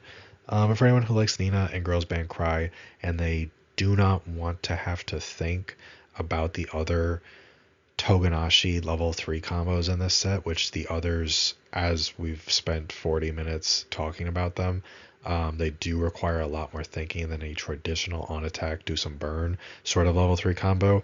This one is one where you basically can just swing and do it. So I think this is a combo that's really great for new players which makes sense because it is from the trial deck. For experienced players, they'll probably think it's lacking. But if you're newer and you're getting into Weiss because you like Girls Band Cry or something like that, I think it's perfectly good to pick it up and you can still have a nice time with it. The last level 3 combo that is in the set that we are going to be discussing is this Proving She's Right Hina. This Hina is pretty much just Maureen, except she is blue. She's on a Pan's trigger, unlike Maureen, who is red and on a door. Um, However, this Hina has some things going for it that Maureen does not. To start, she has the same exact effect as Maureen on play, which is when you play her out, you can sack a music character from your stage. If you do, you look at up to 3 cards, pick one of them to go to stock, one of them goes to hand. Very good effect on a level 3. It means she's so cheap that you could be spending your stock very liberally throughout the course of the game. And still have enough resources to triple her, which is always a good thing for a level 3 combo. And then her climax combo is on attack. You can, if you have the climax, you can pay 1, ditch 1. And if you have experience 6, so if the total level of the cards in your level is 6 or higher, pay 1, ditch 1. If you do, deal 2 damage to your opponent, and then she gets 2,000 power until the end of your opponent's next turn. So what's pretty interesting is that Maureen is on attack also. Maureen does not have experience requirement, but she's also discard a character, whereas this can discard anything. Maureen does gain 2,000 power, but it's only till the end of the turn. This Hina gains it till the end of your opponent's next turn. So she'll be sitting at 12-5 cross turn, which actually, when looking at a lot of the topping decks in this format, a lot of them can't actually reach 12-5, their level 3 combos. So she is big enough to defensively defend against other level 3 combos, which is pretty impressive. It doesn't really matter because most modern level 3 combos don't require reverse, so that doesn't really come up, but it is nice knowing that she will live. Pay 1, ditch any card is also good because sometimes with Maureen you could get into a situation where discarding a character is problematic if you just have too many climaxes, so that is always nice. Experience 6 is a little annoying in this set. Normally I don't think Experience 6 is that big of a deal. This set is just sort of okay because it is blue, which is the least supported color in the set. There's only 2 colors in the set. It's red and blue. I haven't done the hard numbers, but there are 69 different cards in the main booster, and I would guess that 75-80% of them are red. Blue gets very, very little support in this. It has almost no level 1s. It has very few zeros. Most of them aren't even good. It has some other interesting things that the higher you get. From my testing, there are 2 level 3 blue cards that you will only need 2 of them in your level to meet that experience 6, and they are worth playing. I was actually 2 or 3.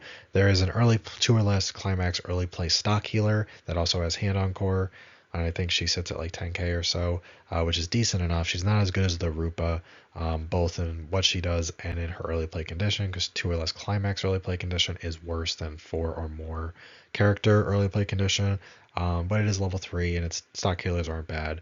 There is also a level 3 blue that I believe its effect is when it gets a reverse, it becomes a -2 soul till the end of the next turn, which is a decent sort of defensive option in case you need that for whatever reason. It's not terrible, it's not amazing, but it is something to have a copy or 2 in your pocket, even though you're mostly playing it just to help you meet that experience requirement. There is also a level 3 blue that is when it gets on summon, you get to summon another character from your hand for free, which is nice to be able to get out 2 level 3s for only 2 stock. She's also on reverse clock kick, and I believe she has an experience requirement for that as well, but I think it's only experience 4 maybe. But that's a decent enough off finisher. Realistically, most decks that are playing this Hina level 3, they're probably not going to be too much in blue. They're probably still mostly going to be in red because most of the good cards are in red. They will have just enough blue splash to meet color requirement and to meet that experience requirement. I found that the best way to do it was to ideally level one copy of the level 3 early play Rupa, and that's in red, so that gets you to experience 3 already, and then experience one of the blue level 3s that I just discussed, and that gets you to 6. And that's enough. You do have a helmet that's been mentioned earlier in this video. She is in blue. That is on play. You can level swap with a card in your waiting room, which does help you fix her experience, which is nice. At the end of the day, 8 pants is perfectly viable for the set. You've got the level 1 that we discussed earlier, that level 1 pants combo, and with this Hina combo. From my testing, perfectly fine. Maureen is Maureen. The reason why this Maureen maybe not be as good as actual Maureen is because the card pool in this is so much worse than Hololive. Maureen can do a lot with the extra resources that it has because she is such a cheap level 3 combo. Notably, she could stock swap, and she has the Botan level 3 from Hololive that shuffles cards back into your opponent's deck, which can be very good if used correctly.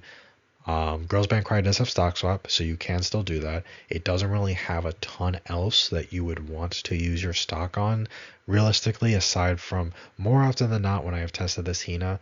And don't get me wrong, I think this Hina is perfectly good. There's nothing wrong with Maureen. It's not a knock on the card itself. I'm just trying to explore the applications of this card.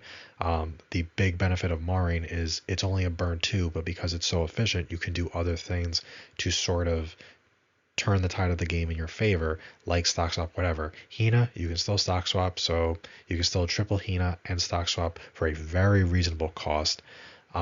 Most of the time with this Hina, if you're not stock swapping, you're probably just brainstorming once or twice, or there is a bouncer that we are supposed to be getting as a promo at some point, which we're going to discuss in the next slide. But it is a double bouncer, so you can spend your stock that way if you want. So just having the Hina Maureen here, is nice to have because it is a very, very simple level 3 combo. This slide has been almost 50 minutes, and we spent the vast majority talking about 2 very complicated level 3 combos already. This Hina is a lot more straightforward. It's very simple. It can do a lot. Maureen's good for a reason. Maureen sticks around for a reason. It's always nice to have that sort of effect. I think this Hina is a big reason why people buying into Girls Band Cry would want to play in blue, because it is just such a reliable effect, and it does help you do some other fun things. There are a couple of cards we're going to talk about in the next slide that sort of, if it's not stock swap, you can use your resources on. And realistically, out of all the combos in the set, the Hina is really the only one that is efficient enough that you could be doing some other, using your stock in your hand in other ways and still triple Hina. So decent card overall. The level 3s in this set, the level 3 combos, are probably more interesting than meta, to be honest. Aside from the Hina, Hina is just let down by the fact that the rest of the set isn't as good as something like Hololive. I still think that the level 3 Nina combo we looked at the very beginning of this slide, not the one pictured here, that is the way to go. Super underrated combo. I think she is a big reason why anyone who wants to get into the set should be playing this set, because the ceiling on that is very high and the floor isn't really too bad. The floor on that, pretty much on that level 3 Nina combo, is, in my opinion, if you play it at least the way that I'm playing it, is 4 burn 1s, 3 swains, and a burn 2, which is not the worst thing in the world, but the ceiling is typically 3 burn 2s, sometimes 4 if you're really high rolling, but more often than not, 4 burn 1s, 3 swains, and 2 burn 2s, which is actually a very deadly combination. So I think the level 3 game is probably my favorite part about Girls Band Cry, because I love that Nina combo so much, but I also like this Hina combo a lot, and there are some cool things at level 3. So that is it for the level 3 combos. Moving on to some notable cards in the set that are not tied to climax combos. There are a few cards, despite I know that I spent a lot of time in this video Where this has not been the most glowing review of a set. I know I've said that I have liked it and I think it's underrated as a set, and I definitely shouldn't have been as hard on it as I first thought when the set was announced. And I am enjoying it a lot more, and it quickly became a set that I was really enjoying. Um, there are some pretty cool cards in it. It is let down by the fact that it's a premium booster that has no other booster to fall back on, so you're just limited to the cards in the set. And because premium boosters are small, if Bushiroad doesn't really maximize the slots, then you just have such a small card pool to work with, and I think that is the biggest thing working against this set. Despite that, there are some cards, aside from the combos and the zeros that we've already discussed, that I think are worth looking at, that I have really enjoyed playing with. To start, we got on the left here, That's Why We Sing Subaru. This card is actually, I thought it was fine when I first read it. I threw in a copy of it. I eventually upped it to 2 copies. She wound up being, I don't want to say the MVP of the deck because she's not, but a card that I quickly found that I wanted to be using almost every game, maybe. Very, very good card. Her first effect is on play. If you have 4 or more other music characters, you may discard a card. If you do, you pick one of your opponent's characters, you stand it, and you move it to an open position of their stage, or you choose one of your opponent's other characters and you exchange those 2 characters as standing. So she's that sort of effect is often referred to as like a grappling hook sort of thing. Generally, the idea is you use this on a brainstormer in your opponent's back row and then you kill it.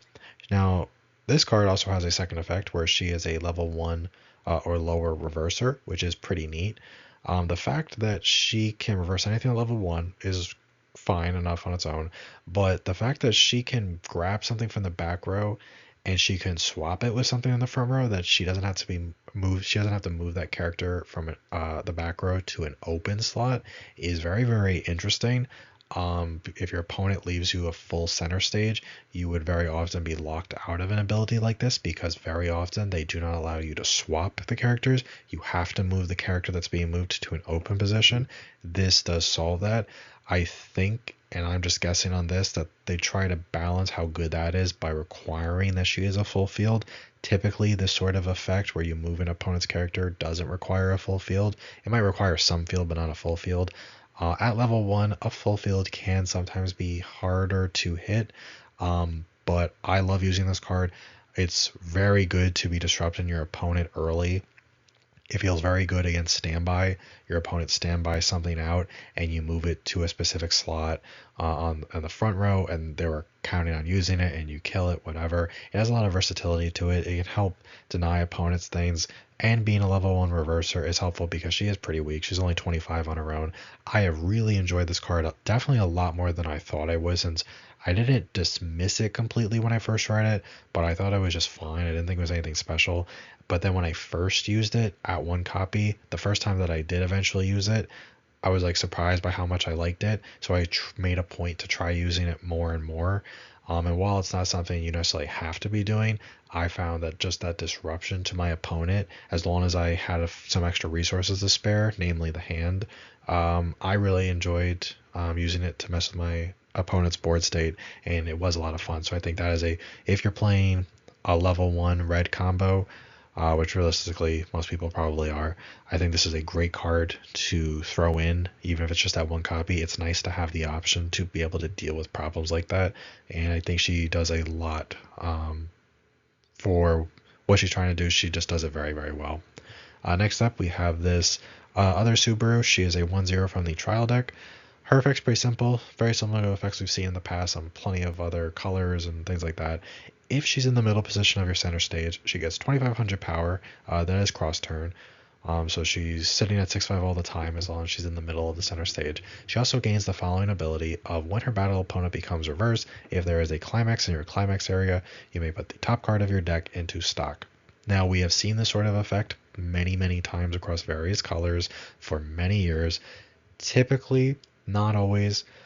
Typically, this effect is some variation of on attack. If you got the climax, reveal the top card of your deck. If it's a certain level or higher, or a certain level or lower, or something like that, then you send it to stock.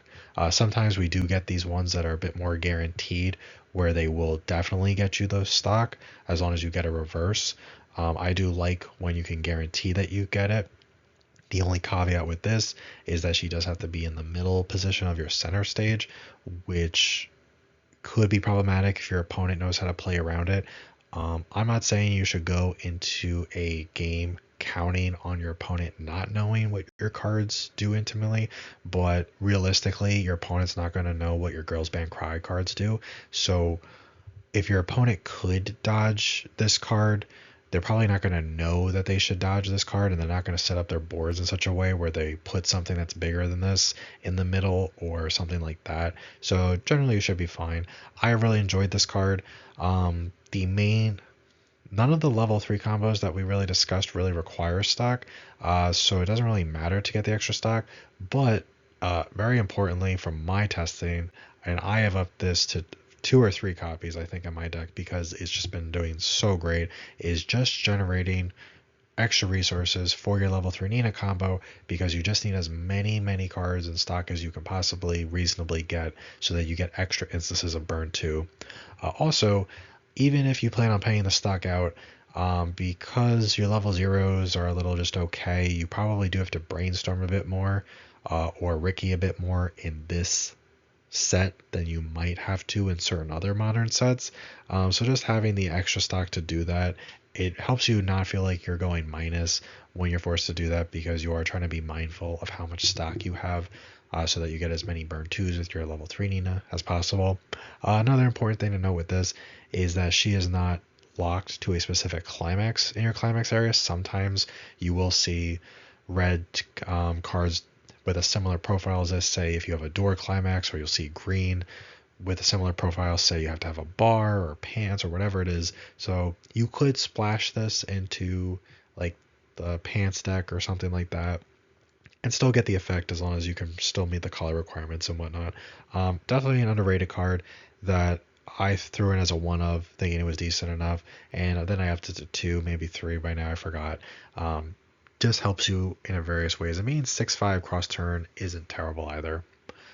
Then we have this level 1 Hina on the right. She is one of the very few blue cards at level 1. I think blue maybe has 3 cards or so at level 1. During your turn, if you have experience 2, she gets 2000 power and the following ability. When she attacks, you look at up to 2 cards from the top of your deck, you choose 1 card from among them, put it on top of your deck, and put the rest into your waiting room. And then separate from your experience condition, she has an effect that is at the end of her attack, you may pay 1, ditch 1. If you do, search your deck for up to 1 music character, reveal it to your opponent, put it to your hand, shuffle your deck. I have really enjoyed playing this, whether it's 2 or 3 copies alongside the level 1 Nana pants combo that we talked about earlier in the video. Between your level 1 combo and between this, you are like guaranteeing that your stock is going to be clean. Now, she does not replace the stock, but she doesn't have to use her effect if you don't want to. She's really just a way that is a not a drop searcher, she is a deck searcher that also has the added bonus of keeping your stock clean, which is really nice. Now, she also gives you the top 2 checks as long as you meet the experience requirement. So sort of a interesting thing you could do with this is, if you do want to, maybe you do need to grab a specific character but you don't want to get rid of anything in your hand, you could dig for a climax, potentially trigger the climax, add back a climax from your waiting room, and then use the effect to pay the climax you just triggered out and discard the climax that you just grabbed, to search your deck for a character. Something I've done before when I've been a little low on hand but needed to start grabbing some specific pieces. I think it's a very solid level 1 card. You're definitely more likely to play this in the blue deck than anything else, because most red decks are playing very little blue. So this works better in a deck that is more focused on blue, but it is a very solid card to have, and I've enjoyed it a lot. Next up, we've got this 2/1 Nina.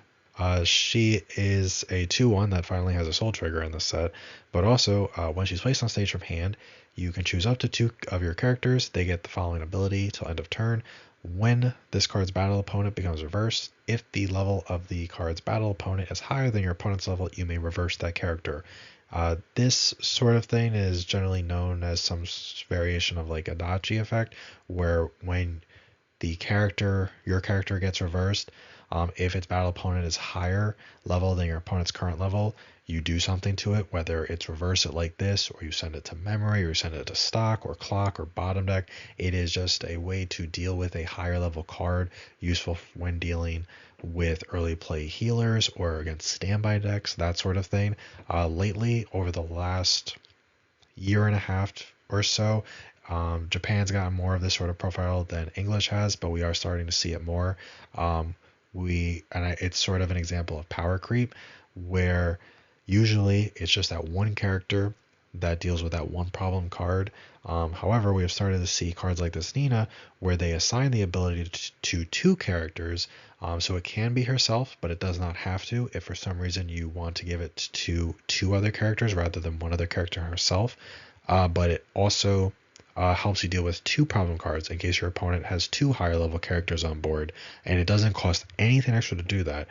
Every profile we see of those sort of Adachi effects, they always require a stock to play them out. So this still doesn't require any extra hand. It doesn't require any extra stock. She is swinging for 6-5, which realistically means she will be swinging under against any level, like higher level cards your opponent has. But just in case she's not, being able to assign it to just 2 zeros or something like that is really good. And she is in red, so she's in the dominant color for the set. It's a profile that does not make its way into as many modern decks as it used to. This sort of effect used to be more of a staple, not so much anymore. But Girls Band Cry doesn't have the biggest card pool, so it's a lot easier to fit her in than it is for other decks. Definitely something that I think is cool that the set has. Next up, we've got this Subaru level 3. Notably, she does not have a soul trigger for some reason. During your turn, she gets 2k power. She's also a stock swap, so on play, pay 1. Opponent puts all of their stock into their waiting room, then puts the same number of cards on the top of their deck into their stock. She's just a traditional stock swap, not a stock shuffle, which is objectively worse. We don't get as many stock swaps printed anymore. They are very good. They're fantastic ways to decompress your opponent. Really, really great. Seems like Bushiroad made the intentional decision to give Girls Band Cry an actual stock swap as opposed to a stock shuffle, because they recognized that Girls Band Cry was a bit of a weaker set, is my guess, and they thought this would be a bit of a boost, that it is a set that would not be able to abuse a stock swap in the same way that other sets like Hololive, which Hololive is already so good that's got 2 stock swaps and has such a much better card pool and whatnot, to where it seems sort of unfair that they have actual stock swap. So it is nice that a set that's a little underpowered has something that a lot of modern sets are missing, because while it's not something you might use every game, it does help in terms of, if not, it doesn't make Girls Band Cry as good as a lot of modern sets, but it does help bridge the gap a little bit. It gives this set something that a lot of modern sets are lacking, and that is nice. Then we have this Rupa that we discussed earlier when we were talking about the level 3 combos. So briefly go over her again. She's just a 4 more early play healer. On play, heal 1, she gets 3000 power for the turn, so she'll be 10-5 on your turn. Then she loses the power, and she does sit a little weak for level 3 at 7-5 defensively, but that is probably to make up for her other effect, which is absolutely fantastic, which is on play, sack a character, reveal top card of deck, salvage level X or lower, X is equal to the level of the revealed card. This is a really, really great effect to have on a level 3 early play healer. It's optional. It's not tied to the heal, so you don't have to do it if you don't want to. Fun thing to do with this is, because she is a 4 or more condition, you can get 4 characters on board, play this Rupa out, sack a character, salvage something. Now you have an open slot where if you want, you could play another copy of this Rupa, so you don't have to overplay anything to get 2 heals. I think it's just really, really fantastic. I have really loved playing this and testing. I think it is one of the standout cards of the set, and is definitely something that I'm guessing is going to make its way into most, if not all, Girls Band Cry decks, whether it's red or blue. Even if it's blue. You're still going to need to shove some red in just because there's not a lot of blue cards to begin with. But she is just absolutely fantastic. She is worth just color fixing just for her alone, because she is just a really, really great early play healer. We don't see that sort of effect tied to a healer very often. Sometimes you might see something that does have the chance to generate you some sort of other advantage, but it's usually got a much higher cost, usually paying some sort of stock. This just being able to sack a character that's already on your stage, such as a brainstorm. Maybe it's a brainstorm you even used that turn. Maybe it's a brainstorm you already used and you sack it just to grab that brainstorm back so that you could use it again if you want to for whatever reason. Just a lot of versatility. Really, really great card overall. And then we have this Avoid Note Tomo. This is another one of those promos that Bushiroad has not yet told us how we are getting, but because they do have English pictures of it, it's assumed that we will actually get them, which I only bring up because I don't want to say often, but in English, it is not unheard of for Bushiroad to print promos in Japanese sets that they never actually bring over to English. Or they bring over in really weird ways or at much later dates. In recent memory, we had some Lyco Reco promos from set 1 that were very, very playable cards that we never got as promos with set 1. We only got them much later when the premium booster came out, and getting them has been a whole nightmare. They printed them only as SPs in the premium booster. There was no other way to get them, and then they did give you one of them as a participation prize for the Meister Cup, and then another one as a card you could get from a random card you could get from a pack if you went to a regional during the current season, which is a crazy way to get some very playable promos. So the point is Bushiroad doesn't always do a great job when it comes to getting promos. Sometimes they actually do make it easier to get promos, like Dan to Dan, which is something I'm going to discuss in a Dan to Dan video that will be posted soon. Most of the time, promos, we do get them. Sometimes it's a real pain on how we get them. So as of right now, this is a promo that's very similar to the JC Subaru that we talked about earlier that we're not sure how we're going to get, but we will get it at some point. Hopefully it is in a way that is not difficult to get, so that the value of it isn't too expensive. We saw with Guilty Gear that came out back in 2024, I believe, December 2024, there was a very, very good backup that came out, but it was only given as an 8-hit wonder promo participation prize at a regional. So you had to go to a regional first of all, but you also had to have been to 8 locals before the regional during that specific time frame, which for a lot of people don't have the luxury of a locals near them. Fortunately, I'm lucky enough where I do, but before I moved to the area where my current locals is, I would never have been able to meet that because I did not have a Weiss locals whatsoever. So for years, I had to be involved with Weiss, where the only tournaments I ever went to is when I would travel for a regional. So hopefully they don't do the same thing with the Girls Band Cry promos, because some of the promos are very good, like this Tomo, which is a very fantastic way to deal with problems. She is on play. You can bounce one of your opponent's characters, and then if you want, you can discard a card. If you do, you pick another one of your opponent's characters, and you bounce that back to their hand. She is also a character that has an alarm effect, where at the start of your climax phase, if she is the top card of your clock, you can discard a card. If you do, you de-level one of your opponent's characters, which means that you pick one of your opponent's level 1 or higher characters, then your opponent swaps that character with a character from their waiting room of a lower level. These are 2 fantastic bits of removal. Having the alarm effect means you can be theoretically using her before you hit level 3. You could be using it early on, which can be very good against something like Standby, or even just dealing with some problem cards. We see Chainsaw Man, for example, has the green 1/0. Forget his name, but he walls up very easily. But Standby, all sorts of things. It's just nice to have that versatility. But also being a 2-stock double bouncer is very, very strong. It's not something you're going to need all games. It's not even something you're probably going to need most games, but having access to such relatively cheap double removal is really, really great. It's definitely a card that I'm sure once we get it would find its way into most, if not all decks, even as a one of. Just really, really nice. It's always great when we see these sorts of bounce profiles that can deal with multiple problem cards for a reasonable cost and without having to field two copies of it. And being able to deal with problem cards in two different ways is always nice to see on our bouncers. So now that we've explored various cards in the sets, level 1 and 3 combos, some zeros, some cool pieces of utility, I'll briefly give my overall thoughts of the set. I know that this like overall look of the set was filled with a lot of me saying things such as with the caveat of, in spite of, despite this, that sort of thing, which would make it sound like I don't really like this set.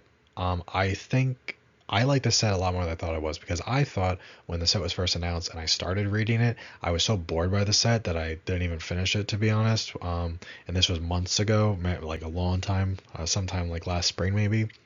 Um, my thoughts have definitely changed since then, especially once I watched the show and I enjoyed it. I do think the set has issues. I won't lie about that.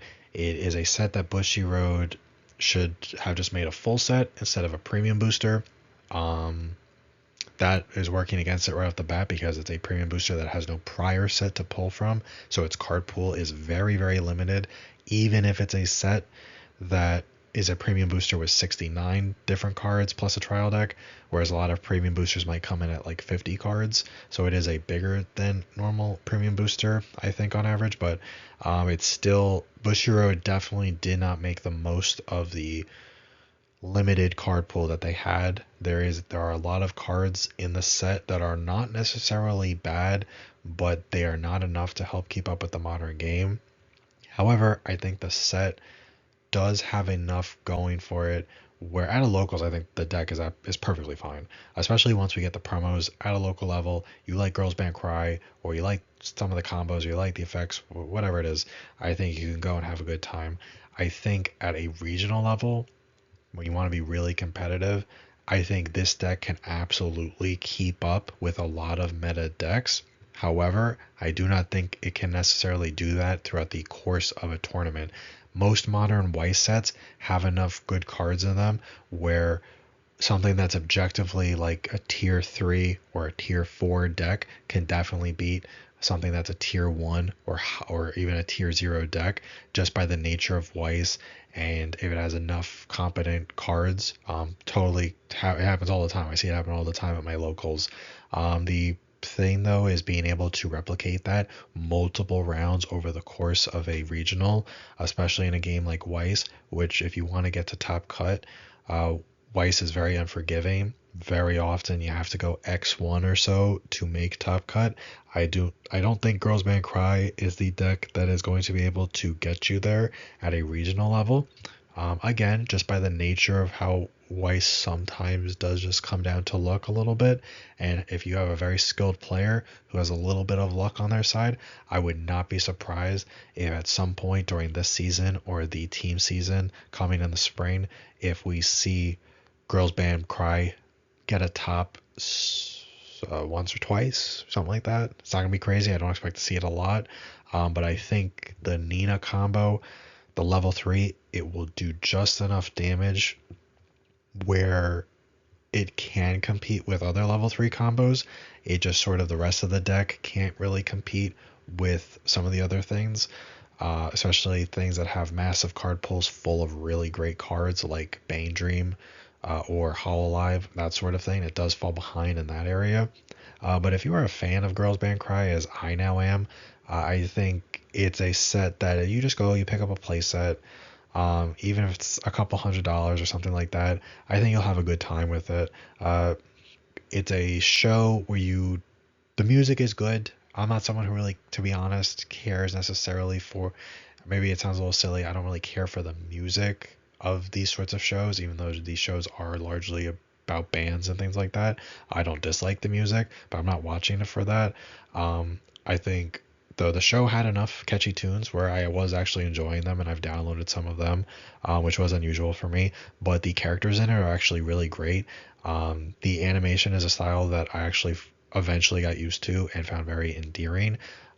So this is not a review of the anime, but as someone who likes the anime, and a lot of people I think buy into Weiss sets based on how much they like the particular IP that the set is based on.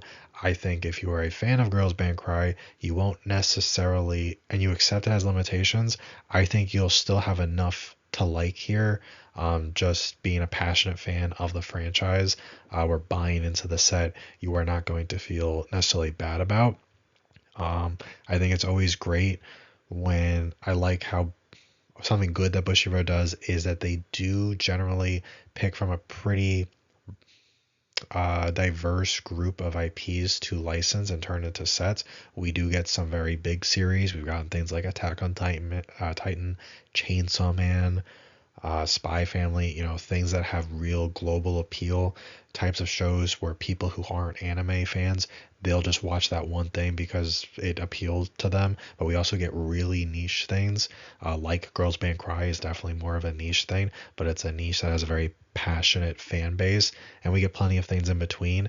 And I think that is a great strategy because I've talked to plenty of people who will join Weiss just because they heard it was getting trading cards of some niche show, or even if it's a bigger show, that they really, really liked. And since Weiss is something that is, even though it's one of the better performing games in terms of sales, it is still a very much a niche card game in the larger scheme of card games. It's probably one of the niches that's just a bit bigger than compared to its competitors in that space. So I think it's always great to just have sort of a diverse range of licenses to help draw as many people into it as possible. I think the art is, while the backgrounds on the set for the actual art themselves are a little uninspired, I think the actual drawing of the characters, the design of the characters, they're very animated, and they did a really great job of really bringing the personalities of those characters to life. So I think Bushiro did a very good job with that. As someone who likes a lot of the characters in the show, the design of the actual art on the cards does reflect that a lot, even if the backgrounds are a little bit boring, in my opinion. But I think overall, it's a set that is definitely underwhelming by modern standards, but there definitely are some diamonds in the rough, no pun intended, for the Diamond Dust band in the set. There are things to like. It's a set that will have a hard time realistically sustaining itself over, after a couple of years as more sets come out with newer, more modern profiles, just because it has such a limited card pool, and it's unlikely that it's going to get a second set, or at least it's not going to get a second set anytime in the near future for sure. But it's still a set that I'd probably give, if I was being objective, I'd probably give it like a 2 out of 5 if I'm being honest. But as someone who now likes the show and is okay with making compromises, I'd give it like a 3, or maybe a 3.5, because I do really like the show, out of 5. It definitely has weaknesses. It does have some really cool things going for it, like the Nina clean cut Ricky that we looked at. That card is really insane. I really hope other sets start getting that exact profile, because maybe they won't, because that profile might be too good by modern standards for a 0. And it's only allowed to be in something like Girls Band Cry because it is an underpowered set overall. The Subaru Brainstorm is a ridiculously good brainstorm for the deck it's designed to be played in. And I do still really think that the Nina level 3 combo is what is holding this whole set together. It features 2 fan favorite characters on them, which was, I'm sure, an intentional choice, and its damage ceiling is so ridiculously high, where I have had such a blast playing it, trying to just generate as many resources as possible so that I can just absolutely go nuts on my opponent. And I've really enjoyed playing it.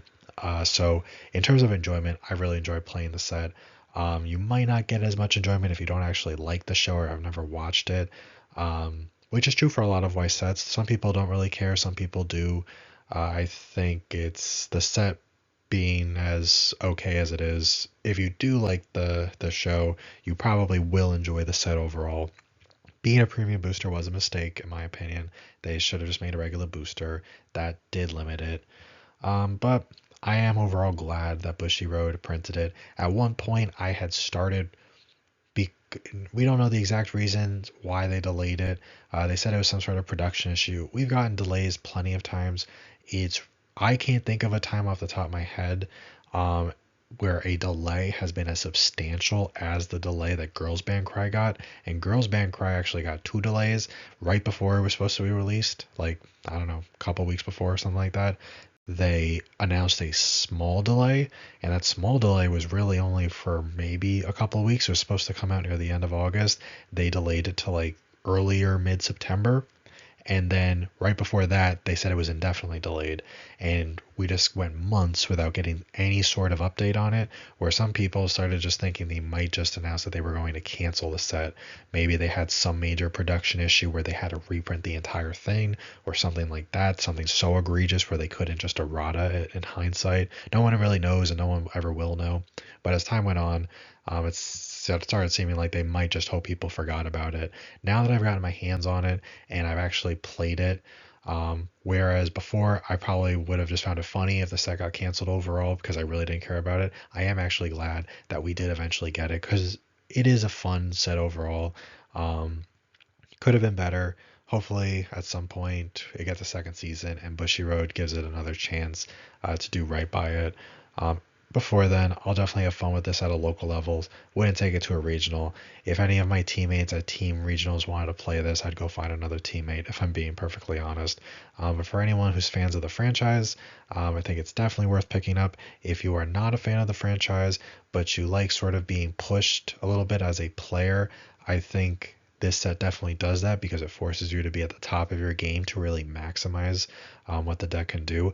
I think whatever level 3 combo you want to play that's not the Hina combo, you definitely have, the more skilled you are, the better the combo will be, especially when you know how to use it and when to use it and whether you should use it. This set has definitely challenged me in ways that I haven't been challenged with as much recently, and I have sort of enjoyed that aspect.